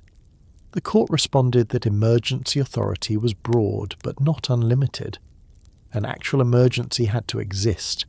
The mayor's actions had to relate reasonably to meeting that emergency, and the courts remained able to review what he had done. In the situation San Francisco faced in August 1975, however, the court concluded that settling the strike was within the mayor's authority. Aliotto's action stood. That meant the officers kept the settlement. The city could not wait for everyone to return to work and then announce that the deal had been invalid all along. The strike had produced a legally enforceable result. That was significant far beyond the individual paychecks. Public employees had participated in an illegal walkout and still emerged with an agreement that survived judicial review. It did not create a legal right to strike. It did demonstrate that illegality alone did not necessarily erase everything a strike achieved. City officials understood that distinction very well. So did police unions. The internal fight between the Police Officers Association and city government continued too. 2 months after the walkout, on October 23rd, the San Francisco Police Commission passed Resolution No. 414-75. The Commission attempted to rescind its approval of the 1974 Memorandum of Understanding with the POA. Its reason was explicit. The association, it said, had materially breached that agreement by calling, promoting and encouraging the August strike. The Board of Supervisors also rescinded its approval. The dispute went back to court. The officers argued that Aliotto's August settlement had specifically said existing agreements and memoranda would remain in force. The appellate court eventually agreed that the later attempt to rescind the 1974 agreement was ineffective. That created another strange result from the strike. The city had a legitimate complaint. The police had promised not to strike. They struck anyway. The court recognised that the walkout was a material breach of the no-strike provision. But Aliotto's emergency settlement had preserved existing agreements, preventing the city from simply undoing the earlier memorandum afterward. Nobody came out of this with a perfectly clean legal victory. The officers had violated their agreement. The city had grounds to resent it. The mayor had nevertheless made another agreement during an emergency. That agreement protected the strikers and preserved earlier arrangements. Then the courts had to decide which promises survived. This is one reason the strike continued appearing in California court decisions, after most San Franciscans had returned to worrying about other things. For the Police Officers Association, the consequences were equally mixed. The union had shown extraordinary strength. It had also damaged its relationship with the public. The POA's own later historical account acknowledges that the strike created serious tension between San Francisco residents and their police. Its modern retrospective presents the walkout as the moment that changed police labour relations in the city, while also describing how compensation rules were altered afterward. The association says the post-strike salary formula, used until the early 1990s, tied police compensation to averages among large California cities, rather than preserving the older system that had helped trigger the confrontation. That shift changed the argument the next time salaries were discussed. Before the strike, officers could look at the highest paid comparable department and say San Francisco had historically kept them near the top. Afterward, the formula moved toward an average. The difference sounds technical. It was not. Imagine several comparable California departments receiving salaries of different amounts. A formula tied to the highest figure constantly pulls San Francisco toward the top. A formula tied to the average gives City Hall more protection against one unusually large raise in another city, suddenly producing a major increase in San Francisco. That was exactly the kind of situation Los Angeles had helped create in 1975. The new arrangement reduced the chance of the same mechanism producing the same crisis again. Police-labour relations continued changing in later decades. According to the POA's own institutional history, San Francisco voters eventually approved formal collective bargaining for police compensation in 1992, after which pay, over time, benefits and other terms increasingly became subjects of negotiated labour contracts. The 1975 strike therefore sits in an unusual position. It was both a demonstration of union power and a reason government placed tighter limits around that power. It won a raise. It helped change the system that had produced the raise. It strengthened the POA as an organisation capable of collective action. It also gave critics of the association one of the most powerful examples they could use whenever someone questioned whether police unions could become too powerful. Inside the department, the memory was more personal. Officers who had walked the picket lines came back to work beside officers who had refused to join them. Those relationships were not recorded as neatly as salary percentages and ballot measures. No court decision can tell us exactly what was said in locker rooms afterward. No charter amendment tells us how long one officer remained angry with another. But the institutional divisions that existed before the strike did not disappear after it. Minority officers were still fighting discrimination in hiring and promotion. Officers for Justice continued its federal litigation. The POA continued exercising political influence. The department was about to enter another period of conflict over leadership, race, policing style, and the changing population of San Francisco. Donald Scott's period as chief ended in 1975, and Charles Gaine would soon take over the department. The SFPD's own official history lists Scott's tenure as 1971 to 1975 and Gaines as 1975 to 1980. Gain would become a deeply controversial figure among rank-and-file officers. That is another story, but the timing matters. The department that emerged from the strike did not receive several quiet years to repair every relationship. San Francisco itself was changing too quickly. The political fights of the late 1970s were already developing. New groups were demanding representation. Old political coalitions were weakening. The relationship between the police department and gay residents was becoming increasingly important. Racial discrimination inside the department was being challenged in federal court. Public arguments about crime, police authority and civil rights were becoming more intense rather than less. The 4-day strike became one more memory carried into those fights. Joseph Alioto was also nearing the end of his time as mayor. The November 1975 election that included the strike-related charter measures also began the process of choosing his successor. George Moscone eventually won the mayoralty after a runoff against Supervisor John Barbagalata. Dianne Feinstein, who had clashed sharply with Alioto during the strike over bringing in outside law enforcement assistance, finished third in the first round. Again, it would be too simple to say the police strike determined that election. San Francisco had many political issues in 1975, but none of the serious candidates could ignore what had just happened.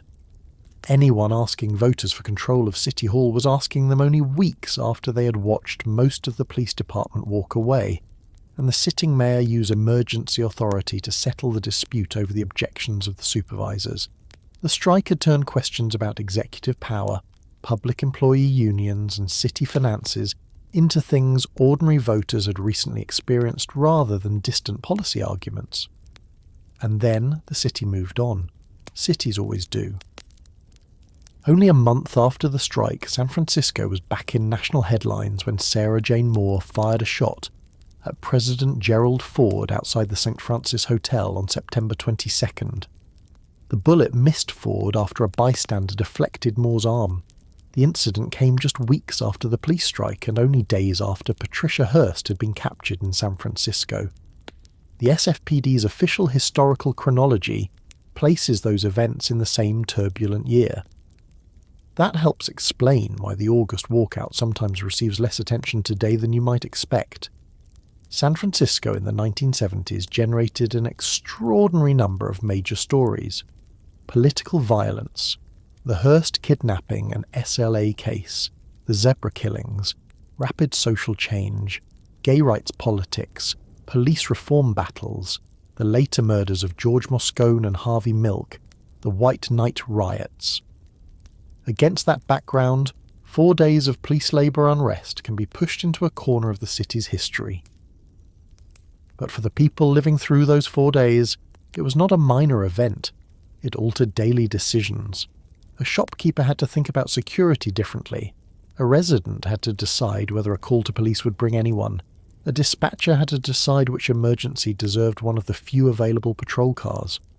An officer had to decide whether loyalty meant staying at work or joining his union. A supervisor had to decide whether conceding would protect the city or encourage the next strike. A mayor had to decide whether an emergency allowed him to ignore a unanimous vote of the Board of Supervisors. Then voters had to decide what rules should exist afterward. That is probably the most useful way to understand what San Francisco remembered. The city did not discover that police were unnecessary. The reduced department had been forced to abandon much routine work, concentrate on serious emergencies, and rely on a small number of officers, other agencies, private security, and greater caution by residents. Nor did San Francisco discover that society automatically collapses the moment police patrols are reduced. The predicted wave of complete lawlessness never arrived. Most residents continued going to work. Most businesses continued operating. Most people continued obeying laws even when they knew far fewer officers were available. Both things were true at once. San Francisco could continue functioning for several days with drastically reduced policing. It could not comfortably operate that way indefinitely. That distinction is what gets lost when the strike is turned into an argument rather than treated as history. Someone who wants to prove that police are indispensable can emphasise the robberies, the emergency staffing and the fear. Someone who wants to prove that communities do not depend entirely on police can emphasise that the city did not collapse. The historical record gives both of those people something to use. It also gives neither of them the complete answer. The city survived because almost everything else continued functioning, because most residents behaved normally, because a small number of officers continued working, because private security filled some gaps, and because the strike lasted 4 days rather than 4 months. Nobody knows what San Francisco would have looked like after several weeks. The experiment ended before that question was answered. What was answered was the question Crowley and the POA had forced City Hall to confront. Could police officers use the withdrawal of their labour to pressure a major American city? Yes, they did. Could that pressure produce a major concession even when the strike was illegal? Yes, it did. Would San Francisco simply accept that as a normal part of future labour relations? No. Within months, voters had amended the charter to provide for dismissal of striking police and firefighters, changed the compensation formula, and restricted the mayor's unilateral emergency authority. That may be the clearest measure of how seriously the city took those 4 days. The response was written into law. And now come back to the ordinary street where we started. It is no longer August 18th. The officer who left his patrol assignment on Monday is back by the end of Thursday. The patrol car passes the same houses. The same shop owner locks the same front door. Someone calls the police about something minor, and this time an officer can be sent. The system looks the way it did before, but the people running it know something they did not know a week earlier. The officers know how much leverage they possess when they act together. The supervisors know what happens when that leverage is used. The mayor knows how far emergency authority can reach. The voters know that both powers can be changed through the charter, and the residents know that the police department, something that had seemed like a permanent feature of city life, is actually made of individual people who can decide not to work. 4 days were enough to prove all of that. The strike began with a salary calculation. It ended with changes to San Francisco's government, and that is why the story matters. Not because the city became lawless. It did not. Not because the officers simply won and everything returned to normal. It did not. For 4 days in August 1975, San Francisco watched a dispute over police pay become a test of union power, public safety, court authority, and mayoral control. Then the badges returned to the streets. The fires were answered. The radios filled with ordinary calls again, and San Francisco changed the rules so that what had happened that week would be much harder to do a second time. So the next time you see a police car moving through a city late at night, there is a small piece of this story worth remembering. The important thing is not simply that the car is there, it is that an entire structure of agreements, laws, salaries, political decisions and individual choices has put somebody inside it. For 4 days in 1975, San Francisco discovered what happened when most of those people chose to step out.